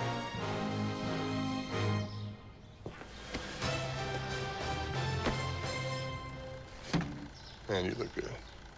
Two greats in love. That's good for society. The Toxic Table is here. At Boston Connor and at Ty Schmidt. One half of the Hammer, Don. Cowboys Tone Diggs is here. And, sometimes, especially with this season around, you have to bring in certain experts. Sure. You have to, go to the people who know more than you do. So without further ado, ladies and gentlemen, Mad Mel Kiper. You look like an asshole, Mad Mel. Well, what the fuck is this? Whoa. Okay? You shitting me? You guys doing this to me, making me look like an asshole? No. You just trying to Siciliano me? Okay, this is bullshit. No. All right? No, I don't want to hear it, okay? We're not in your room. We're not in your office. I didn't set this up. Okay, hey, listen, I've been at this a long time, Pat. All right, you understand? Been at it a long time. You think I'm gonna make myself look like an asshole on national TV? Okay, I wasn't born yesterday, pal. Oh, yeah, here we go. Look, I'll stand up. I'll be you. I'll move around. Do all this happy bullshit. Does that make you happy? Is that all right? Jesus Christ! I mean, already. I want you to be comfortable. I don't want this to you look. Well, it already happened. I can see it right now. All the clips going on. Hey, look at Kiper. What was this guy? 3'11"? That is bullshit. Biggest week of my life. On the precipice of the biggest week of my life, and you're making me look like an asshole intentionally. It wasn't I me. do for you guys. Whoa. I do for you guys. It wasn't us. God, it wasn't us. no. It was you. You said it's your It had to be camera. your people. You. All right, well, if that's the case, then I'm gonna, I gotta find a producer around here. I'm gonna fucking smack him in the mouth because that's unacceptable. Okay? Little goddamn respect. Seems like you're a little bit on edge, and obviously you did get embarrassed there to start this. You look tiny, didn't you? You look. God, you look so bad. Yeah, small. bullshit. It's bullshit. All right, but Not tiny. all right. You're super tall. You're super tall. Thank you. I appreciate that. Big boy. I don't want to keep pointing out things, but no tie today, missing a button. Yep. Well, Pat, it's Casual Friday. All right. It's Casual Friday. I've been busting my ass for weeks on end now. Actually, may have lost my glasses. Not jacked up about that. Those are prescription glasses. I do need those outside of what I do here. And yeah, so I look like Harry Carey with the glasses on, okay? Hey, Mel, how you doing? You look great. I look like an asshole, I understand, but it's Casual Friday. Don't need a tie. I don't want to, kind of ruin anything, but let's just say Mad Mel's going to be looking pretty dapper come Thursday. Okay. All right. Well, we we can't wait to see that, and we are less than a week away from the draft. What is the big news right now? You think, Mad Mel? Where are you at right now in the whole process? Well, my process is pretty much done. I'd say the biggest news, Pat. I got to give you guys flowers. The sperm whale. The big old whale, Bill Belichick, is joining you guys' draft. That's right. Unbelievable. Unbelievable. Right. You too, Mad Mel. You'll be there as well, obviously. Well, absolutely. So I'm excited. I know Bill mentioned on you guys' show the other day that at this point, a lot of NFL teams, general managers don't exactly know what they're doing yet. All due respect, I completely disagree. Okay, the hay is in the barn. Hay is in the barn at this point. Whoa. We are, just 6 days out from the NFL draft. Every single one of these teams knows exactly what they're going to do, know exactly what prospects they'd like to take in the first round. So yeah, I'm going to try to be amicable with Coach Belichick. Obviously, in the past, I've had a thing or two that I've had to say about his draft process. Hey, maybe a reach here, maybe a reach there. Maybe I've given out a couple C-, D+ draft grades. What? Yeah, well, hey, it happens. Okay, I'm a professional, just like he's a professional, and I will try to be amicable as I can. But again, I just like to remind everybody, I put out my draft board every single year. Okay, this is the 41st year in a row I've been doing this draft. Suffice to say, I'm the king at this shit. Okay, everybody knows it. It's no, that's no secret. Okay. Bill's never had to put out his draft board before, so maybe I'm looking forward to kind of chopping it up with him, talking shop, maybe giving him a pointer or two about how you do this media thing in terms of presenting your draft board to the masses. Okay, that's very kind of you, because you just called yourself the king of this shit, and he's the goat of this shit, so we got a king and a goat on the same set. Wow. Unreal. One's self-proclaimed, one's everybody else says, but nonetheless, potentially... Fair. Connor's got a question for you, Mad Mel. Mad Mel, looking good. Honestly, the new glasses, I know you're bummed. They might work, okay, just so you know. Looking at that draft board, as you mentioned, Jaden Daniels last night, some massive movement at the number 2 betting odds at ESPN Bet. Obviously, yesterday, plus 240 for Drake May. And today, he's minus 105. That is huge movement, Mel. What's going on there, do you think? Well, I'm not sure. I think teams get a little skittish the closer we get to the draft. Again, we're talking about a franchise quarterback, CEO of your team, a guy who's going to lead you to the promised land. And I think one thing that these teams are really sick and tired of is you get an agent out here who, bumping his gums, flapping them around. Everyone would just like this guy to shut the fuck up, okay, and let it be about the player. I understand he's maybe trying to do the best thing for Jaden Daniels, but at the end of the day, he could be the guy who's forcing Jaden Daniels to kind of slide down a couple draft boards. Not having these issues with Drake May. Don't have some loudmouth jackass popping off saying, hey, my guy should be going here, my guy should be going there, my guy wants this, my guy wants that. You're not getting that with Drake May. By all accounts, great guy, great teammate, great family. So that could be why you're seeing a little bit of line movement because Washington, they may be getting cold feet. Well, Jaden Daniels' line moves big. Drake May's line moves big. Whoa. What do they know is the question. Do they know more than Mad Mel? Absolutely not. Absolutely not. But, hey, no, Connor, respectfully, shut your goddamn mouth, okay? They do not know more than I do. We're 6 days before the draft, okay? Everyone wants to play this game, and that's fine, okay? That's fine. But let's just say this, okay? Don't get embarrassed, all right? Because there are pros of the pros when it comes to this. I'm one of them. I know exactly what's going on. So what's going on with your Dallas Cowboys? Is it melting because of how hot you have been this morning? I mean, it is hot as hell in here. That Cowboys helmet, other way, my apologies. That Cowboys helmet is actually Roger Staubach's, okay? So it's about 50, 60 years old. So it might be time to maybe get one of the Revo Speed, Revolution helmets, one of the new helmets, maybe a new shut. We'll see. People are saying it's fake. Yeah. No, people are saying it's fake. They're saying there's no way an actual helmet would ever melt like that. Yeah, all those helmets they're calling into question now. Yeah, and the photo and the pennant, the whole thing. Everybody's starting to call the computer. Look at the computer. Is that the original Apple? Is what Maggie? I think is what it was. Yep, that's one of the old iMacs when Steve Jobs named after Lisa. Actually, it was Lisa. Named after his daughter, who he kind of treated like shit for about 30 years, and then at the very end, it was was busy. He's very busy. Bad dad, terrible dad. But it all came around because if you remember, if you watch the movie at the very end, he said, "Hey, I'm going to put 1,000 songs in your pocket," and she was kind of the inspiration for that. So maybe he's not a bad dad. Oh, that's a good point, actually. I don't know how many people are disputing. Hey, Mad Mel, you know more than us. Remember, to start this conversation today, he knew more than Bill. Yes. Belichick. Yeah. He said, I know. About draft boards.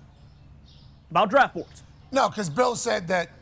Well, yeah, that's what we're talking one about. and the same. Yeah, that's the draft. That's what we're all talking about here. So I appreciate that you just know more than everybody. 41 years doing drafts, though. I mean, that's what's going to happen. Yep. Tone Diggs has a question for you, Mel. Yeah, Mr. Mad, one of the hot button teams in this draft is the New York Football Giants. I believe in your latest mock, you had them taking a wide receiver, and that came out a little bit ago. Do you still have them taking a wide receiver at that position?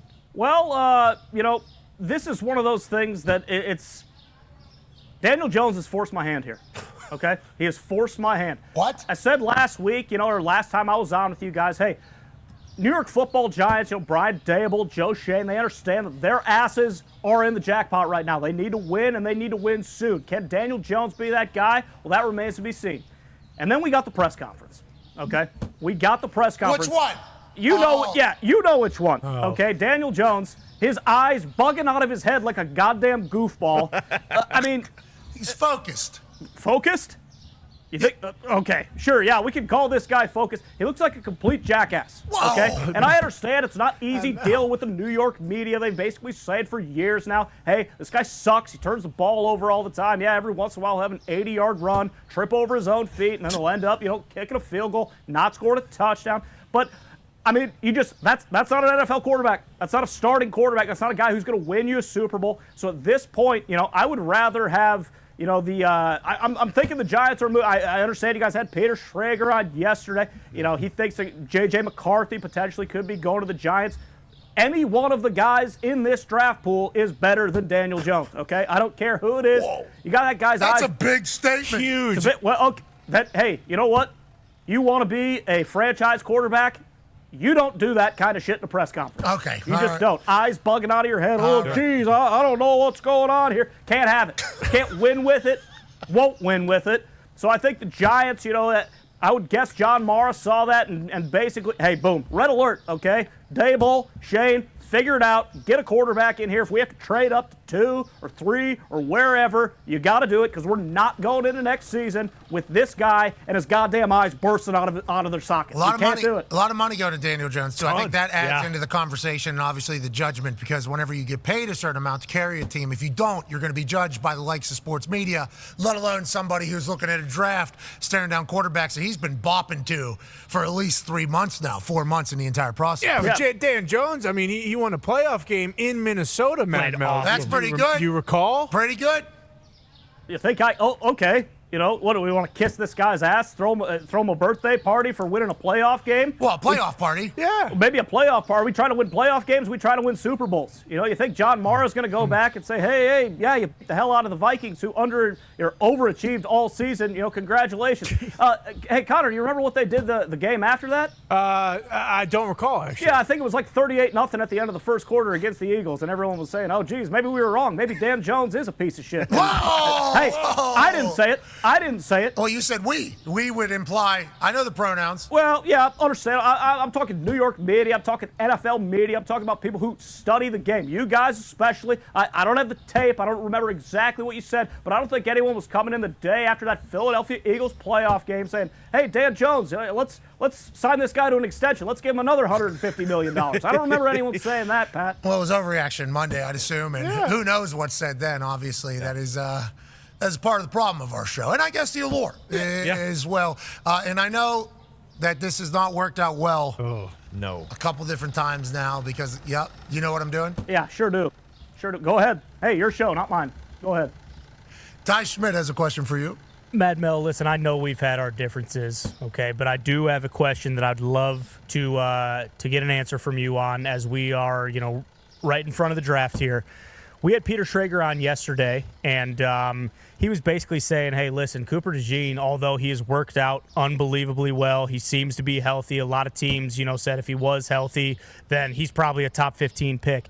Schrager said that he looks at him more as like a 22 to 32 type of guy, maybe even a second round pick, which I think that's a little ridiculous being an Iowa guy and having seen him play for quite a bit. What is your opinion on Cooper DeJean? Because I know you are somewhat high on him as well. Yeah, listen, I'm going to stop you there, okay? I'm going to stop you there. You're lucky that I'm even entertaining your question because, as everyone knows, I think you are a big bag of mashed up asshole. Whoa! That's just the way it is. Hey, Whoa, listen, come on. Not everybody gets along. Not everybody needs to be buddies. And I can't stand you. But with that being said, I will entertain your question. Yeah, listen, I respect Peter Schrager. A lot of people respect Peter Schrager. Everyone knows his mock drafts are second to, well, I shouldn't say second to none, usually second to mine in terms of I think Daniel Jeremiah was last year. Last year. Then hey, DJ's GOAT. We're not talking about, I'm just talking, this is mano-y-mano, me and Schrager. Okay. DJ is obviously. DJ's the GOAT, you're the king. Yeah, bingo.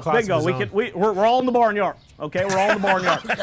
But I'm the overseer. I do oversee the barnyard. The king's on top. Yeah, exactly, Bingo. exactly. Yeah. If I need to, guys like Pete Schrager, like he could be the GOAT. I could slaughter him and feed his meat to my family for a nice dinner that night. Okay. But again, I love Schrager. I love Pete Schrager. Everybody does. He's the king of New York. I'm the king of this shit. He's the king of New York. We can all be kings of something. I do take umbrage and issue with all the slander that he was putting on Cooper DeJean, who, as everyone knows, one of my favorite prospects in this draft class. As of right now, I believe I have him slotted about number 17 of the Jacksonville Jaguars. What is there that has not been said that you can say again about this kid? He's explosive, unbelievable athlete. He's long, he's rangy, great open field tackler. Yeah, he's a white guy, okay? Are we going to hold that against him? I think you have in the past, haven't you, Mel? We Hasn't that have. been something? With Cooper DeJean? Maybe other white guys, sure. Yeah, hey, this guy's not athletic enough. He can't get it done at the next level. Didn't show me enough, whether that be, in big-time college football, Power 5 football, or, smaller conference football. Cooper DeJean showed everything he needed to show at the Power 5 level, one of the toughest defenses in the history of college football at University of Iowa. Make no mistake about it, Cooper DeJean is the great white hope, okay? He is actual. Well said. He is the prince who was promised, okay? I believe, again, Schrager, hey, maybe this guy's going to play safety. Maybe he...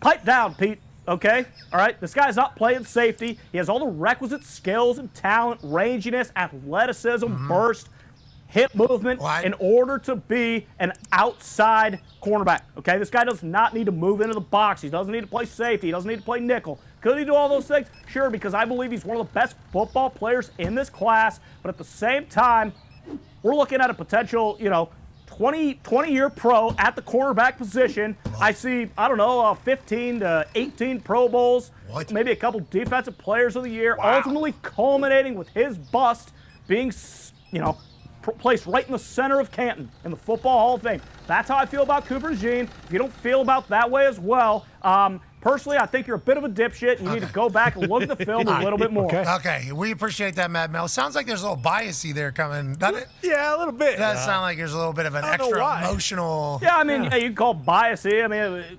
Sorry, I watched the film. You're okay? right. Yeah. The film's doing all the talking. I'm just kind of regurgitating it, if you will. Speaking of the film, how happy are you that draft season is almost coming to an end, or do you just get started for the next? Or have you already started for the next year? What is the rollout of the next 6 days up to the draft, and then after the draft, what is Mad Mel Kiper getting into? Yeah, so I'll take maybe a day or two. Oh no. Yeah. Listen, I've had an issue with my sound guy for a couple years now. Oh no! Already? I'm gonna slap. Well, I don't know if it's my sound guy or if it's that son of a bitch. Oh no! Wow! Oh, no. It happened. He left his mic on the other week too. Yeah, because when he left. We could still hear you. I don't know if you know that. If you watched it back, we could hear you when he stormed off camera. Sorry, not stormed. Walked off calmly a couple weeks ago. Well, I'm just trying to. This fucking thing. Okay? Every goddamn time I come on here, I try to, pay you guys respect. Hey, give you a couple good answers. Be a good guy, be a good teammate. And then an asshole my end, I'm done. I'm done. No. Fuck it. Fuck it. Fuck it. Oh, no. Oh, no. Every time. Every fucking time. This guy's laughing over here, making me look like an asshole. Biggest week of my life. Oh, hey, Matt Bell, that's hilarious. Hey, let's mute his mic. Let's make sure his mic cuts out. No, I don't know. I might not even go, Troy. We can still hear you. Hello? A little bit. You can still hear me? Hear that? Can't squeeze one. I don't want to shit in my pants, but I'm going to put this up to my butt and fart in it as a show.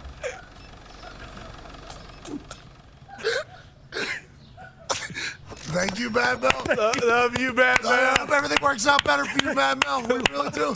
See you next week. Oh, my God. What an incredible... Whoa. What an incredible thing. Genuinely. Yeah. I'm so happy that it's draft week. More about that sound guy, though.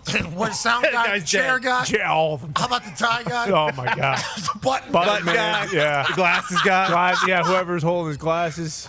All right, let's dial. Hey, let's get serious. Yep. Okay, let's dive in. Biggest week of his life. It's the biggest week of his life, but also we still got to finish the show here. That's right. Good luck. He walked off. Okay, unprofessional. We won't do that. Never. No. But we are excited to see Mad Mel next Thursday, alongside Bill Belichick, myself, AJ Hawk, D Butch, Tone Diggs, who will be on his own set at Boston Connor, and it's a shame. Ty has to go back to Iowa. Yeah, he's got something going on with the family, so he will not be able to make it. But should be an absolute blast, and we thank Mad Mel for his contributions ahead of time, because we do feel like Thursday night is probably going to be his best night. He disagreed with Bill Belichick immediately upon coming on the show today. I couldn't believe that. Did not. If anything, I figured that would be the one person he might just take a look, maybe listen to, but I suppose not. That's just not a Mad Mel thing. He's been doing this 41 years, too. We got to pay respect to that. Now, back to the program. Ladies and gentlemen, from Mad Mel to an Ohio president. Ladies and gentlemen, college football national champion, Super Bowl champion, Ryder Cup winner, a man who's the all-time leading tackler for the Green Bay Packers. His service never works whenever Mad Mel comes on. I don't get it. No. Ladies and gentlemen, AJ Hawk. Yeah, What's that all about? Man, I wish I could connect sometime with Mad Mel, but I'm not sure I want to even jump into that fire. I saw the exit right there. That was a bit scary for people behind the scenes. You guys talked about it a little bit. Yeah, the people that set up that camera were very rude to him, and we all knew that was a potential, Sure. When his mic starts going out, I don't think any of us could have expected that, and it really did. I mean, it ruffled his feathers a little bit. Yeah. Did it not? A little bit. Well, we saw what happened at the draft last year, too, dealing with those kind of issues. So, I get guys professional, just wants the stuff to work. He comes on here, and we can't get it right, but we'll get it right. We'll get it right come Thursday, I'm sure. We'll be okay. We'll figure it out. AJ, it's great to see you on this Feel Good Friday. Obviously, NHL playoffs have been set. NBA's got a couple play-in games still to happen. What's going on? I mean, the Heat, they even got anybody? No. Nope. They're screwed. And then the other game is... of course, the Pelicans versus Kings. Sacramento. How's Zion's health? Zion's out. He's out. Hammy? What, hammy? I was talking to Sam the other night, and I'm like, that's Zion. That was everything Zion. That was it right there. And then what happened was the entire thing happened. As he's taking over a game, winning a playoff game, a play-in game, the most important game against LeBron James. Yeah. LeBron James. That's who Zion is. Zion, LeBron, playoff. He goes for 40, takes over the game, just takes it over whenever it mattered, and then he's hurt, and it's like he's gone. Now we don't see him. It's like that's kind of been the whole thing, Sucks. which is a bummer. Like I'm bummed out for Zion and his entire family and team, and obviously everything. Yeah, I was watching that game live when I saw he took that one to end the first half. When there was like 2.8 seconds or something, and I'm thinking, he better pass. He's gonna pass this thing up. Oh, he's gonna stop and shoot from half court. Oh no, he's just gonna go all the way and make an unbelievable shot heading into halftime. How about in the fourth quarter, whenever he was taking on the run, he had like looping. Yeah, his accuracy. How do you stop that? I don't know how you stop it. And then he's able to, he did an oop that was just like it was everything we thought it could be. Bingo. It was exactly what we were expecting. It was everything we thought it could be. Like Wemby, we're watching these highlights. It's like, okay, Wemby's everything that we thought it could be. Yeah. Zion, same exact thing there for a matter of 3 3/4 quarters. Yeah. In the biggest game. And all year, he dialed in. Remember, so I'm bummed out about it. I'm bummed out. I'm bummed out. The NFL, though, is still cooking. We're just 6 days away from the draft, and that normally means that GMs around the NFL have to talk to the media. This is one of the mandatory times. You got the combine, then you got after the season, then you got draft time. Obviously, we need to hear you chat. Down there in Jacksonville, man, who is potentially getting run out of town by his own fan base. They showed up dressed as clowns because they thought the way he and the Khan family was running the team was clown-like. Now they got Doug Peterson, Trevor Lawrence. Things are turning around. He's doing press conferences. He's more comfortable than any other GM in the history of GM press conferences. Still got a couple of days going through. Coach and I haven't sat down and gone through the final board yet. Excuse me. That's awesome. Wow, so clean. So polite. What an adult. Let's run that one. Let's run that back. That was mid-sentence, and at least he addressed it, unlike that, Yeah, Dan exactly. He owned it. He pretty much owned it. Still got a couple of days going through. Coach and I haven't sat down and gone through the final board yet. That was a deep one. The pause. That one went down and out. Just acid reflux as it was happening. That one down and out. Excuse me. Yeah. What if someone would have raised their hand? Excuse me, was that a fart or was that like a burp kind of thing? What was that? Was that something like you went to swallow? It was a dry swallow deep down inside there. It kind of made a sound. Or was that your asshole that you just excused in the middle of your presser? That would have been fantastic if somebody asked about it. And what if this just becomes this thing? You know what? I'm sick of hiding who I really am. Yeah. Yeah. I rip my fart pants. all over I'm a farter. Fart in every microphone. It's who I am. We got that guy down in New Orleans who has no idea that he's allowed to, not smack his gum while he's talking into a microphone. All right. That's day one.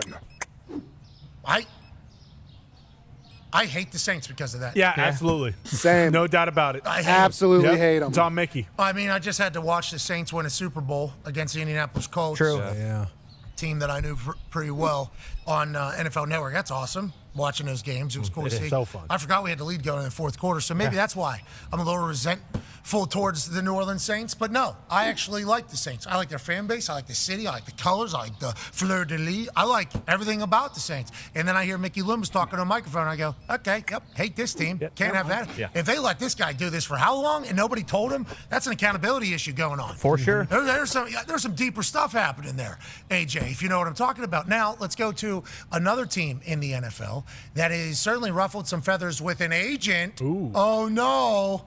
Ruffled feathers with an agent. The Washington Commanders, new ownership, new leadership, new way of doing top 30 visits, even though Bill Belichick said he had done them by 12. They had 20 draft prospects in at one time. And there was a time earlier this week where Adam Schefter was telling the Trap or Dive podcast that they can go ahead and get their Jaden Daniels jerseys. Now, this morning, on Get Up after the 20-person visit, which is normally just one-on-one, even though Bill Belichick said he's done them by 12 before. Normally just one-on-one, especially at the number 2 overall pick, future of the franchise. This is what Adam Schefter had to relay from the Jaden Daniels team. Seemed to go over too well with the agent for Jaden Daniels, Ron Butler, who sounded off on social media last night that he didn't seem particularly pleased with the process. I think Jaden Daniels thought it would be a visit with just him, meeting with the Commanders. Many people think that Jaden Daniels will wind up being the number 2 overall pick, but the Commanders essentially opened up the process. So, Ooh. his agent's not happy. Uh-oh. Okay. And then does this mean Jaden Daniels, is that why Drake May becomes all of a sudden his odds move for the number 2? Because Ron Butler, the agent, is not happy with the way Adam Peters and the new ownership over in Washington decided to do the 30 visits before the draft. AJ, what are your thoughts on all the controversy potentially brewing in Washington, or is this all bullshit? Well, what is Mr. Butler saying? Is he trying to say if they draft him, we're not going to go there? Is that what he's trying to do? Because the team doesn't care if his agent is happy or not. The team will take whoever they want to take. Oh, my. It's true. Could you fathom us on draft night and the draft spectacular with Bill Belichick there, and we have a Eli Manning situation? Yes. A John Elway situation? No, we're not going. Not for the number 1 pick. Wasn't the top pick of the draft. No. Number 2 overall pick. I'm not going. I'm not. Washington? They took us to Top Golf. No, I don't want to go to Top Golf. I wanted to go to laser tag. Damn it. It wasn't because it was Top Golf. Top Golf is a fantastic. We know that. Sure. Top Golf. You know? Oh, you think he was upset because it was a top? He wanted. Maybe he doesn't golf. Maybe he felt like they were putting him in a weird situation because he's never golfed before. Well, then they'd be trying to evaluate somebody, try to figure something out, which is potentially a useful thing to have happen in the NFL if you're going to be a program quarterback. That's the spin that the Commanders will give it. But what if he was watching Drake May was just bombing balls? Yeah, could have been. He's like, look at this guy. He's the cock of the walk. Everybody, you put one off the back net, Yeah. let alone you clear one. Remember Josh Allen? Oh, yeah. Josh Allen came down to a Top Golf down in Atlanta whenever we were doing a shoot down there with the zone at the Top Golf. He came down and put a ball he put it out of the park, and it was like, holy shit. I couldn't even imagine if you're Adam Peters in a brand new Washington Commanders ownership, and everybody's at Top Golf, and maybe the new owner is just sitting right at one of the bays. Welcome. Go on. Need to see driver, 9, and 7. Okay, need to see it. Let's see how this whole thing goes. Then you can go, hopefully mingle with the boys, get along with them, because we will be judging you on whether or not the boys like you over here. If you're weird, standoffish, kind of arrogant, we're going to find out. So make sure you mingle well. But right now, we need to see that driver. Go ahead. Drake May just put 2 out. Yep. Just so you know that. Jaden tops 2. I hate this. Snaps the club. If this was bowling, I would have just killed everybody. What are we even talking about here? I do wonder if that's the case, or if it's because they feel like he maybe got disrespected and not having the full, because CJ Stroud, we were told, with the Houston Texans, number 2 overall pick last year. He came in and he talked to the entire front office. He talked to the entire building. They were really, so maybe Ron Butler's like, this team isn't serious. This team isn't actually trying to, set this up in the right way. But maybe the Commanders have a lot more questions than people are giving them credit for. Maybe they are trying to do some new stuff and figure it out. But I don't like whenever an agent is the story going into a draft. They're already trying to find enough shit on all these guys so that they can drop them down the draft. Don't need the suit who's supposed to be making the money ruining everything, but this might be a plan to get him out of there and get him to a place he wants to be. So I guess we have to withhold judgment at least for a little bit. Yeah, and agents should shut up, especially around rookies when coming into the NFL. But did he say something that I missed, or is it just that emoji tweet and that is all that? I hope it's just because if that's it though, is that much that it can rattle this to this? Think about Schefter. And Schefter reports it then. Bingo. Yeah. Sounded off. Shefty said he sounded off. That's what I mean. And all he did was tweet the. So Schefty reporting that though means, what do we think? It was more than just that. That he must have said something behind the scenes to the comic. Yeah. And that was an opportunity. Yeah. We saw publicly this. Right. And that was justifying. Or he said something behind the scenes to Shefty. I mean, we know agents give insiders that's their contact. All the time. Yeah. That is part of the game. I think it's not dirty, just how it goes. Bill Belichick actually said that, right? The other day? Yeah. He said, I have never, and I don't know anybody that's ever told an agent where they're going to draft the guy at. So whenever these agents are like, 10 to top 20, 10. Top 10, you go ahead and bump that up. He said, bump that up around for whatever they say. And also, we shouldn't we? Should we just call Adam Schefter? Let's do that. Let's call Shefty. Yeah. Let's get to the bottom of this. Okay. Yeah, let's do some journalizing. Yeah, might as well. We had Mad Mel Kiper on earlier breaking down, his thoughts on it all. Well, and Shefty, unfortunately for him, he probably owes the city of Washington $250,000 for the amount of Jaden Daniels jerseys that have already been printed. Oh, boy. Yeah, well, somebody's got to put his feet to the fire about that, too. Absolutely. I mean, I'm thinking about doing it because I myself, sitting at number 3 with a potential quarterback on the way, maybe I did something along those lines. You bought a jersey. I might have, and now all of a sudden. Hey, think about the ripple effect, Shefty. Yeah. How about that? You're not just screwing over one city. New England, which is a region, it's a revolution region. It's not just a state. We're talking about multiple states here that you're fucking over here. What's that about? Ladies and gentlemen, Oh, shit. I completely forgot. Wow. Yeah, a little comfortable. Ladies and gentlemen, joining us now is senior NFL insider. My first one. For 2. For ESPN, a man who's potentially swinging sportsbooks odds for draft picks as the days roll on. 6 days out, ladies and gentlemen, Adam Schefter. Shefty. Yeah. Are you calling me a swinger, Pat? Are you calling me a swinger?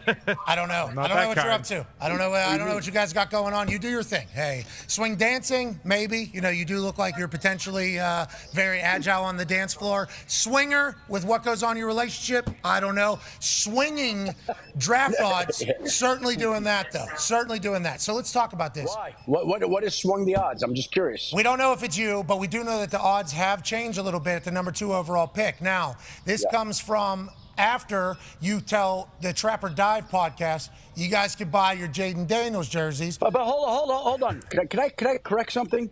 That's completely taken out of context. Okay. That comment. Okay. Mr. Journalism. Okay. Completely taken out of context. Okay. Okay.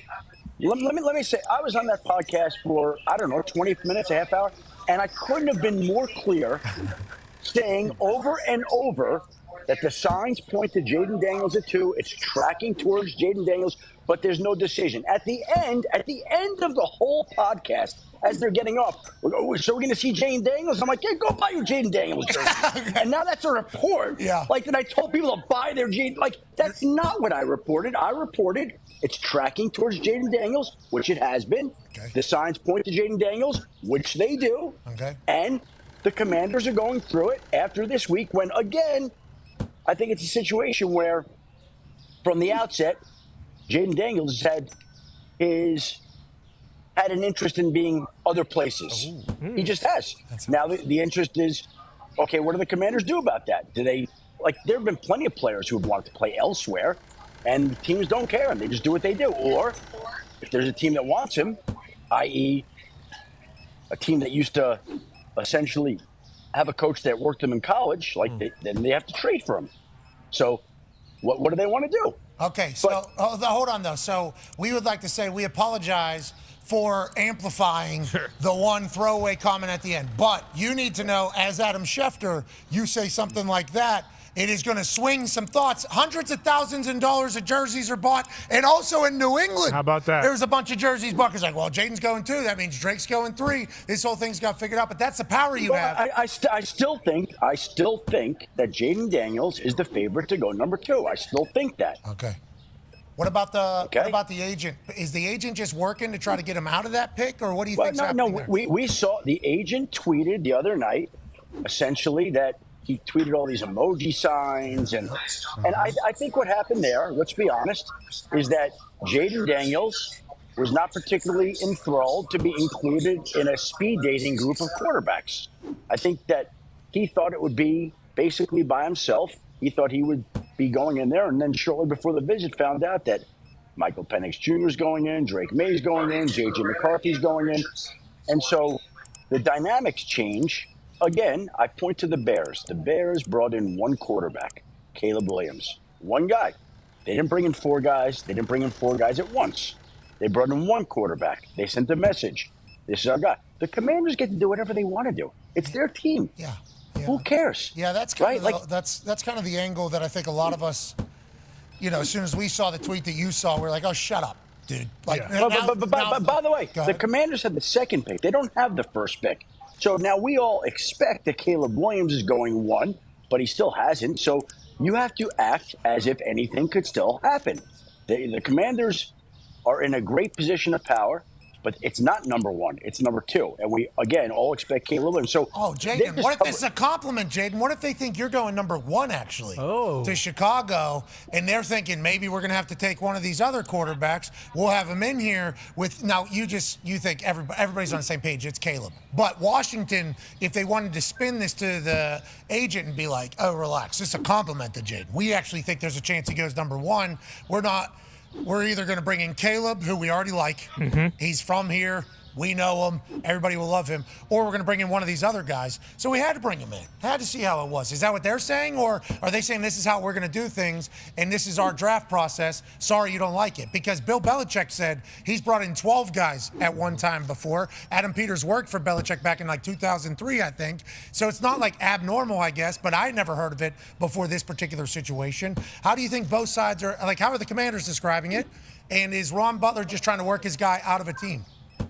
Well, I think that the Giants, again, just as an example, many teams bring in many players at a group on one day. The Giants had all three elite wide receivers, Marvin Harrison Jr., Roma Dunze, and Malik Neighbors, all on the same day. They had quarterbacks all on the same day. Like, teams do that. Everybody's got a different approach. You can decide what you believe is the right one or the wrong one. I think in this particular case, by the sense of Ron Butler's emojis, I don't think that Jaden was particularly pleased with the way that was handled. Okay. Again, He that's stinks how I at golf. believe. That's what we're thinking. Yep. We're thinking there's a chance he stinks at golf. You know? We're thinking he You know, topped a couple, Drake put a couple up. No one wants to be exposed for being a poor driver at Top Golf, when you're on a visit like that. Yeah, no way. Yeah, that's embarrassing. You don't want that. It's embarrassing. But Jaden's an athlete. We assume he will have that figured out. Yeah. We assume Jaden. Come on, we watched him play last year. He's a stud. All right. Hey, we appreciate the hell out of you for taking this call in the middle of the airport. Thank you for clarifying some things. No, I'm glad to clarify those things. Again, let's be very clear. Caleb's going to go number 1. I still think Jaden will go number 2, but there's maneuvering going on, and we're not done with the maneuvering. I still think he's the favorite to go number 2. Okay? The Jersey part, let's listen to the full podcast, and then we'll see where the rest of the picks go. But it's going to be a fascinating week. And I will also say, I love Mel Kiper. Mel's like, this is the most fascinating draft that I've ever seen. And I think Mel said that about 37 of the previous 40 drafts he's covered. Well, he loves it. He's jacked up. We know that's why We all are. We all are. You're the best. Ladies and gentlemen, Adam Schefter. Thank you, buddy. Travel safely, Shefty. Travel safely. Travel safely. So they're trading out. But he acts like is he saying that the Raiders are going to try to come Daniels get him? is going to, but he's not going to Washington. So, that's what it sounds like. But also, I mean, if we just want to go down that vein, which everything's fodder right now, he said Jaden Daniels is still a favorite to go there, whatever the case is. They're looking at all those other quarterbacks because they might be back in the Exactly. They might do the Cardinals, like what the Cardinals did last year, where they trade out and then they trade back up because they traded the number 3 so the Texans could take Anderson, and then they traded back up to take Paris Johnson to tackle. Whoa, because you're probably gonna get a lot to get up to number 2. Yeah, especially if it's a team like that who's in the teens. You can bundle. Yeah, like the Vikings 11 and 23 now. Probably is that a better offer than 13? Absolutely, unless they add in one of their corners. Like if Devontae Adams is in the trade for the Raiders, that is huge. That would be a gangster first draft for Adam Peters. Yes, it would. Trading out of 2. Get a bunch of firsts. Get your quarterback that you potentially have sold yourself on First being next year too. Won't you have to get a first next year too? Oh yeah, definitely. That would be a gangster. That would be a first draft like Hall of Fame situation. Get out of 2. Get out of the number 2 overall pick. Garner picks for the future and for the current draft that we're definitely going to need, while also getting the quarterback that you have sold your entire building on that you want. Because they're talking about Penix, Bo Nix. Who knows what's going to happen with JJ? Like, what if they're like, we're okay with one of these guys? There's Penix to go in the first round is -130, right? Isn't that what it is? It's not like a hammer that. That's a first round thing. So like, what if Penix is potentially the one that everybody? Something's going to happen, right? There's going to be someone's going to take one of those handful of guys before you, like we thought they might go, and that's going to throw everything off. Hopefully, I mean that's why, as Mel says, this is going to be an interesting draft. Well, for 37 years he's been saying, but this time he means it. He got a little extra pumpkin pie this time. But the maneuvering going on behind the scenes, it's like, what's that, Shefty? If Washington, I didn't hear Shefty said. It's been, rumored that Jaden might not want to play in Washington. I don't know. Is that something I haven't heard? Raiders, allegedly. Antonio Pierce was with him in Arizona State. Obviously, the Raiders need a quarterback. This would be a hell of a time for them. He wants to go play for them. He was on that IG Live where, I think it was Malik Neighbors, actually, who said, like, I can tell people where you're going to, reunite with one of your good friends. And then from that, everyone was like, oh, he's talking about Antonio Pierce, of course, because they're good buddies from Arizona State. Isn't that wild to think that there is probably Like, if this deal happens, it would have had to have come together over a long period of time because there's going to be a lot of shit. Yeah. This isn't a 5-minute negotiation here for the number 2 overall pick. For a franchise with a brand new owner, brand new GM, brand new era, the first thing they do is like, we need a quarterback, right? Yep. All right, we're getting out of this number 2 overall position. And we're going back because we know exactly what this team and who this team wants. So if it's not him, okay, we are okay with any of these 3 guys that we brought in. And if they're available at 7, 8, 9, if we're able to get there, what a wild night it could be on Thursday. The draft spectacular is about to be electric. I believe from 7:30 with the draft spectacular kickoff all the way through. We have a chance for real fireworks in this thing. Oh, yeah, huge. And the other thing with the Raiders, and you guys can probably speak more on this, but like first-year GM. So Telesco, all those guys on the roster, minus the guys that they picked up in the offseason, like they're not his guys technically, and we talk about that a lot where a GM wants to put their own stamp on the team, and trading Devontae Adams isn't like a move that Telesco said he would make. He actually said he's a Raider, he's going to be a Raider, but isn't that kind of part of it too? Like if they do have to give up a big piece aside from a Crosby or Devontae, like would he be more willing to do that than say the Vikings and Kwesi because of the fact that he's got some of his guys in there already? I don't know. I wonder with the Al Davis and the Raider way thing that they're been pushing, Yeah. who if you trade out some guys that are Raiders, that sends a message too. That we're not doing the for sure. They could just do Bub Spillane for number 2 overall. Like I think that again. Oh, you got the deal done. They're talking about it, I thought. Bub Spillane for that. I mean, Washington might have to throw in more. I was going to say, for Terry and Terry McLaurin. Caleb Williams got to be grinning like the butcher's dog right now. How come? Everyone talked shit on him, said he was going to do this. That's true. For right. how long? You're right, but Jayden's not really doing. Imagine if they're not able to get a deal done, and then draft night comes and Eli John Elway situation pops off. Yeah, do they just take Drake May if they're worried about that? Are they like, all right, let's just not deal with this. Like, let's just take Drake. So the number 2 overall pick odds moving. Remember, number 2 overall pick doesn't mean Commanders. Right. No. Although the Commanders said they're comfortable, didn't they? They did yesterday. They're literally comfortable. With They don't see a lot of scenarios. Where they're trading out. But everybody's it's lying. all be bullshit. Yeah, and then it feels like it's changed. That came out like in the morning. It feels like obviously it's changed since then. Well, that's just strictly because we know Schefter knows people everywhere. Yeah. And like it's got to make it easier for the Commanders, doesn't it, to try to move out or move off of Jayden if they do get a sense that he doesn't really want to be there too. Well, there's been a lot of, I mean, no offense to Jayden Daniels. I don't want him to take any. I hope he plays very well. But the NFL has been very good without you, and the NFL will be very good whenever you're done in the NFL.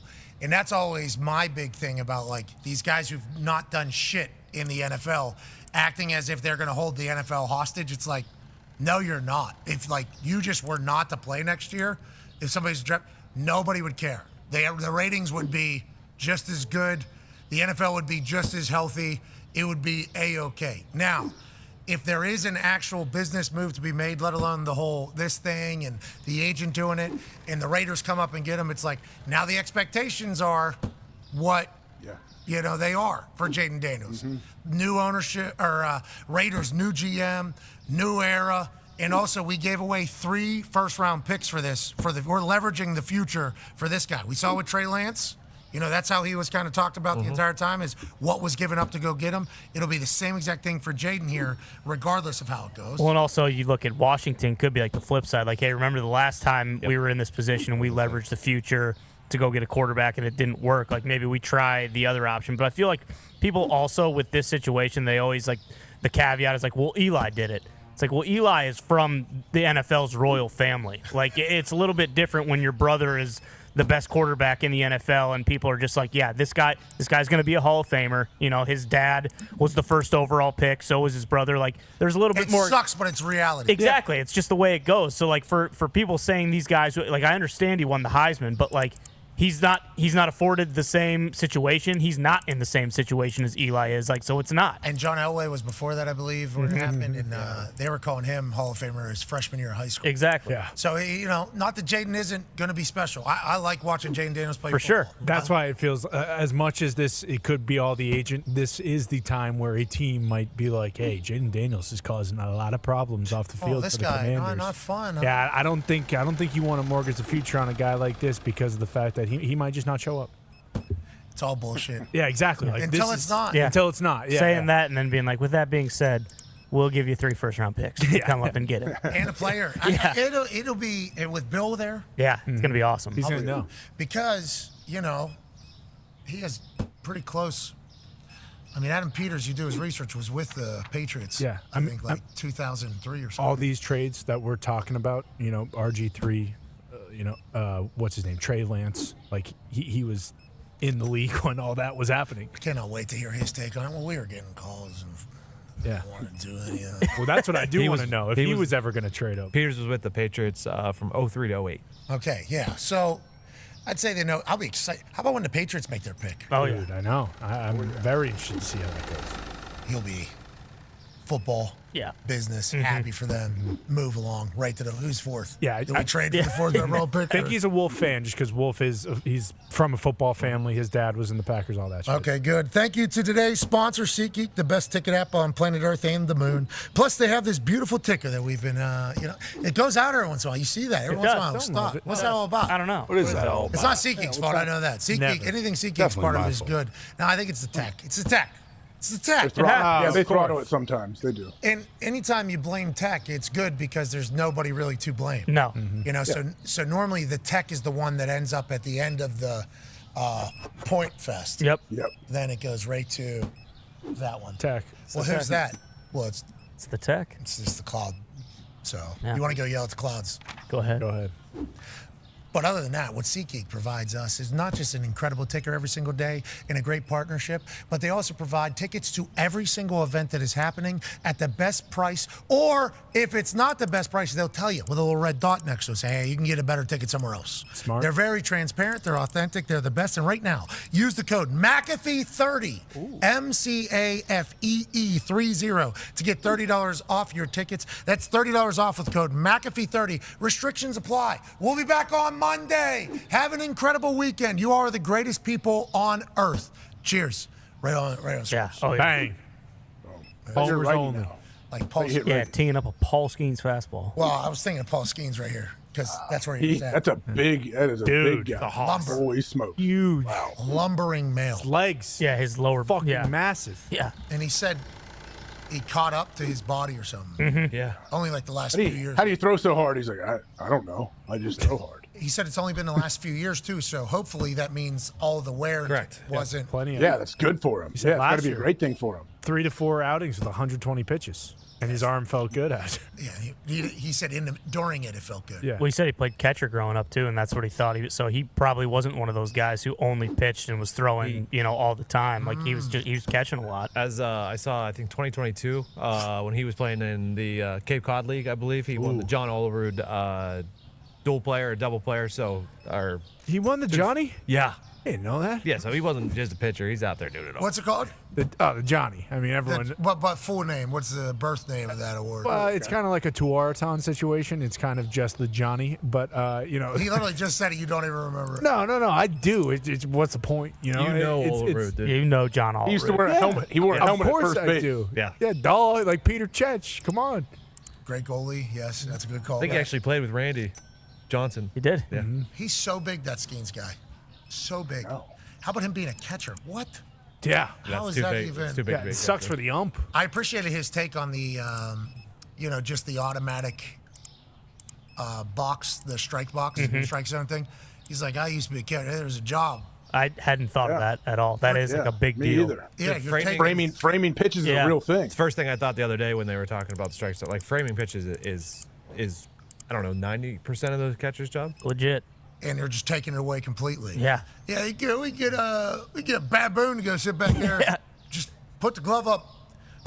Have the Indianapolis Zoo. Provide one of the chimpanzees. Put a glove on it. Have it sit back there. hit that thing right in screws, and then the umpire can throw it back because the umpire ain't doing shit either. That's right. The umpire's just being told if it's a ball or a strike. The chimp can throw it back. That chimp can throw that thing back. Well, the I problem think is one they can catch, they can't throw. That's why we've always been one step ahead of them. One either can throw or catch. You need two chimps maybe because we need a catching chimp and then we need a throwing chimp. That's why we've always been able to put them in cages as opposed to them put us in cages. Correct. Yeah, but if you release one of those chimps to come and play catcher, that thing is hightailing it to South America, back to the jungle as fast as it can because it does not want to live there. Then it earned it. Well, they got this new walking tunnels for these chimpanzees. They could just tour the entire zoo. Nah, I bet those smell great. Really? Yeah. They don't care. I mean, chimps aren't shot. They are very clean. You mean like hamster tunnels, like up above you, they walk around? Yeah, there it is. This is what we're talking about. This is what we've been talking so about. you're telling me he can't throw that ball back? He can catch it. He's a catching one. I can tell. So you got to have two then. All right, then we'll get two of those guys back there. Yeah, we need a throw chimp and a catch chimp. Okay. And then all of a sudden we can figure it out from the Indianapolis Zoo. But it's not about smell. It's about them. They're just wandering around town. They got like aerial tunnels, I guess. I see those. Yeah. They're walking over. They're walking over the giraffes, poking. Yep. Pooping on them. Yeah. Gotcha. Puking. They love doing that. Yeah, that's what chimps do in the Indianapolis Zoo. It's pretty good. Wow. I need to check that out. Dude, it's a great zoo. You guys got a zoo too. Columbus has a good zoo, right? Oh, yeah. Jack Hanna, yeah, it's a great zoo right here. Indianapolis Zoo is a good zoo. It's big. It's legit. Yeah. It's a good zoo. Is that old orangutan still hanging out almost dead? Rocky. Whoa. Rocky looks very lively every time I've seen him. Every time I've seen him in person too, he is not. He's just a curmudgeon. He is. What do you want? He likes to fuck He's got with a the he's kids. got a too. 4x4 box to live in. He feels good. He's got a big glass box. Wow. Both It's times not I've been that there- big for No, how big he is. Both time I've been there, he loves to scare the kids. Like my daughter will be up against a class and he'll just come. I'm fucking miserable. Come here. Hey. Hope you're happy. You're gonna live my life now. Yeah. Yeah. All right. Rocky, you done good. Rocky was in a Fergie music video. That's pretty sick. Rocky has obviously done a draft pick for the Indianapolis Colts. Yep. And Rocky can draw a star if he. He's showing off there. Is that the With his cocaine mouth? they feed the No, the orangutans, lady or- orangutans are watching him Yeah, flip his tongue. What that tongue Big do? Thai cherry. do the Yep. alphabet. Yeah. Sure. Yeah. Does the old cherry trick. Ties the Spell thing it at out, the tongue. Joe. Yeah. All right. Drives him wild. Stop by Indianapolis Zoo sometime. My wife and daughter go there a lot. It's great. Great. Good zoo. Because my wife got season passes. And it's like such a good thing for Mackenzie to walk around. Oh, yeah. She pounds on the aquarium. She's walking when you're holding her hands.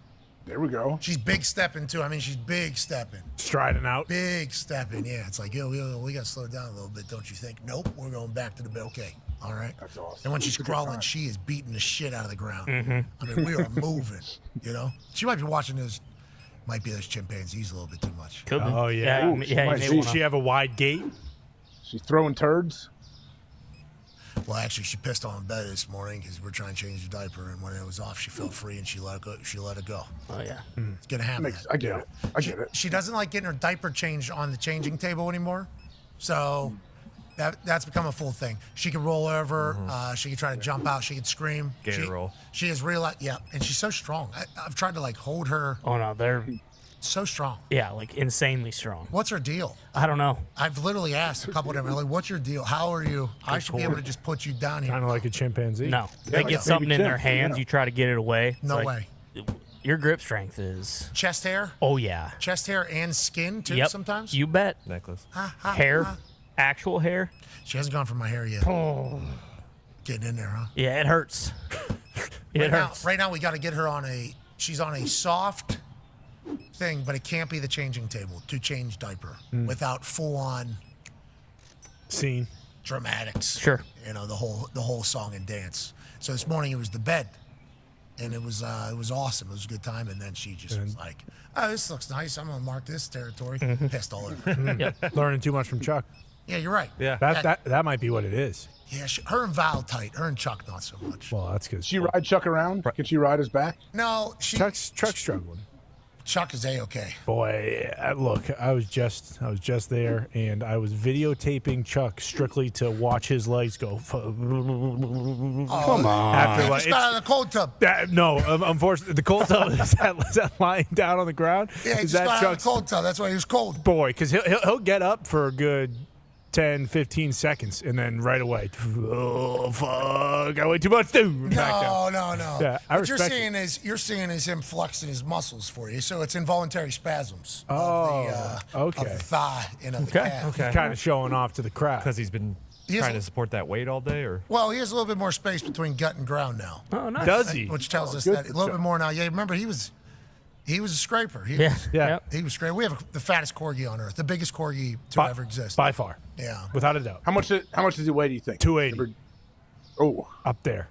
He's only like 12 inches, 8 inches tall. Exactly. Think about that. Well, he does look taller now, once again, because his gut is off of that. But those little tiny legs, I don't know how they're supposed to sport a dog. Well, they're not. I don't even know how they're supposed to sport any dog, normal-sized dog. I don't know about Chuck and how that's going to exist, but yeah, Chuck is certainly. Can Chuck swim? Look at that brick shit house. Yeah, Chuck can't float, obviously, as we look at him. You see him? Well, he might be able to get a couple steps off the deck. Yeah, Chuck's big. Chuck's a big boy. That's a round mound, my friend. Chuck is. That's Go ahead. No, it's not filtered or anything, right? Horizontal. No Photoshop here. This is. It's all Chuck. Chuck looks much leaner now, though. I feel like this is what, Christmas time. It's a bad angle of him. That's holiday weight. It is. Why would you? Yeah. I mean, this wasn't me. You should see the videos I got. Anyways, Chuck is also a stubborn prick, so that's good. You know, that's a really good thing. The amount of times I just got to look at him and just give him a little boop. Yeah, because he doesn't want to move out of Mackenzie's way. Sure.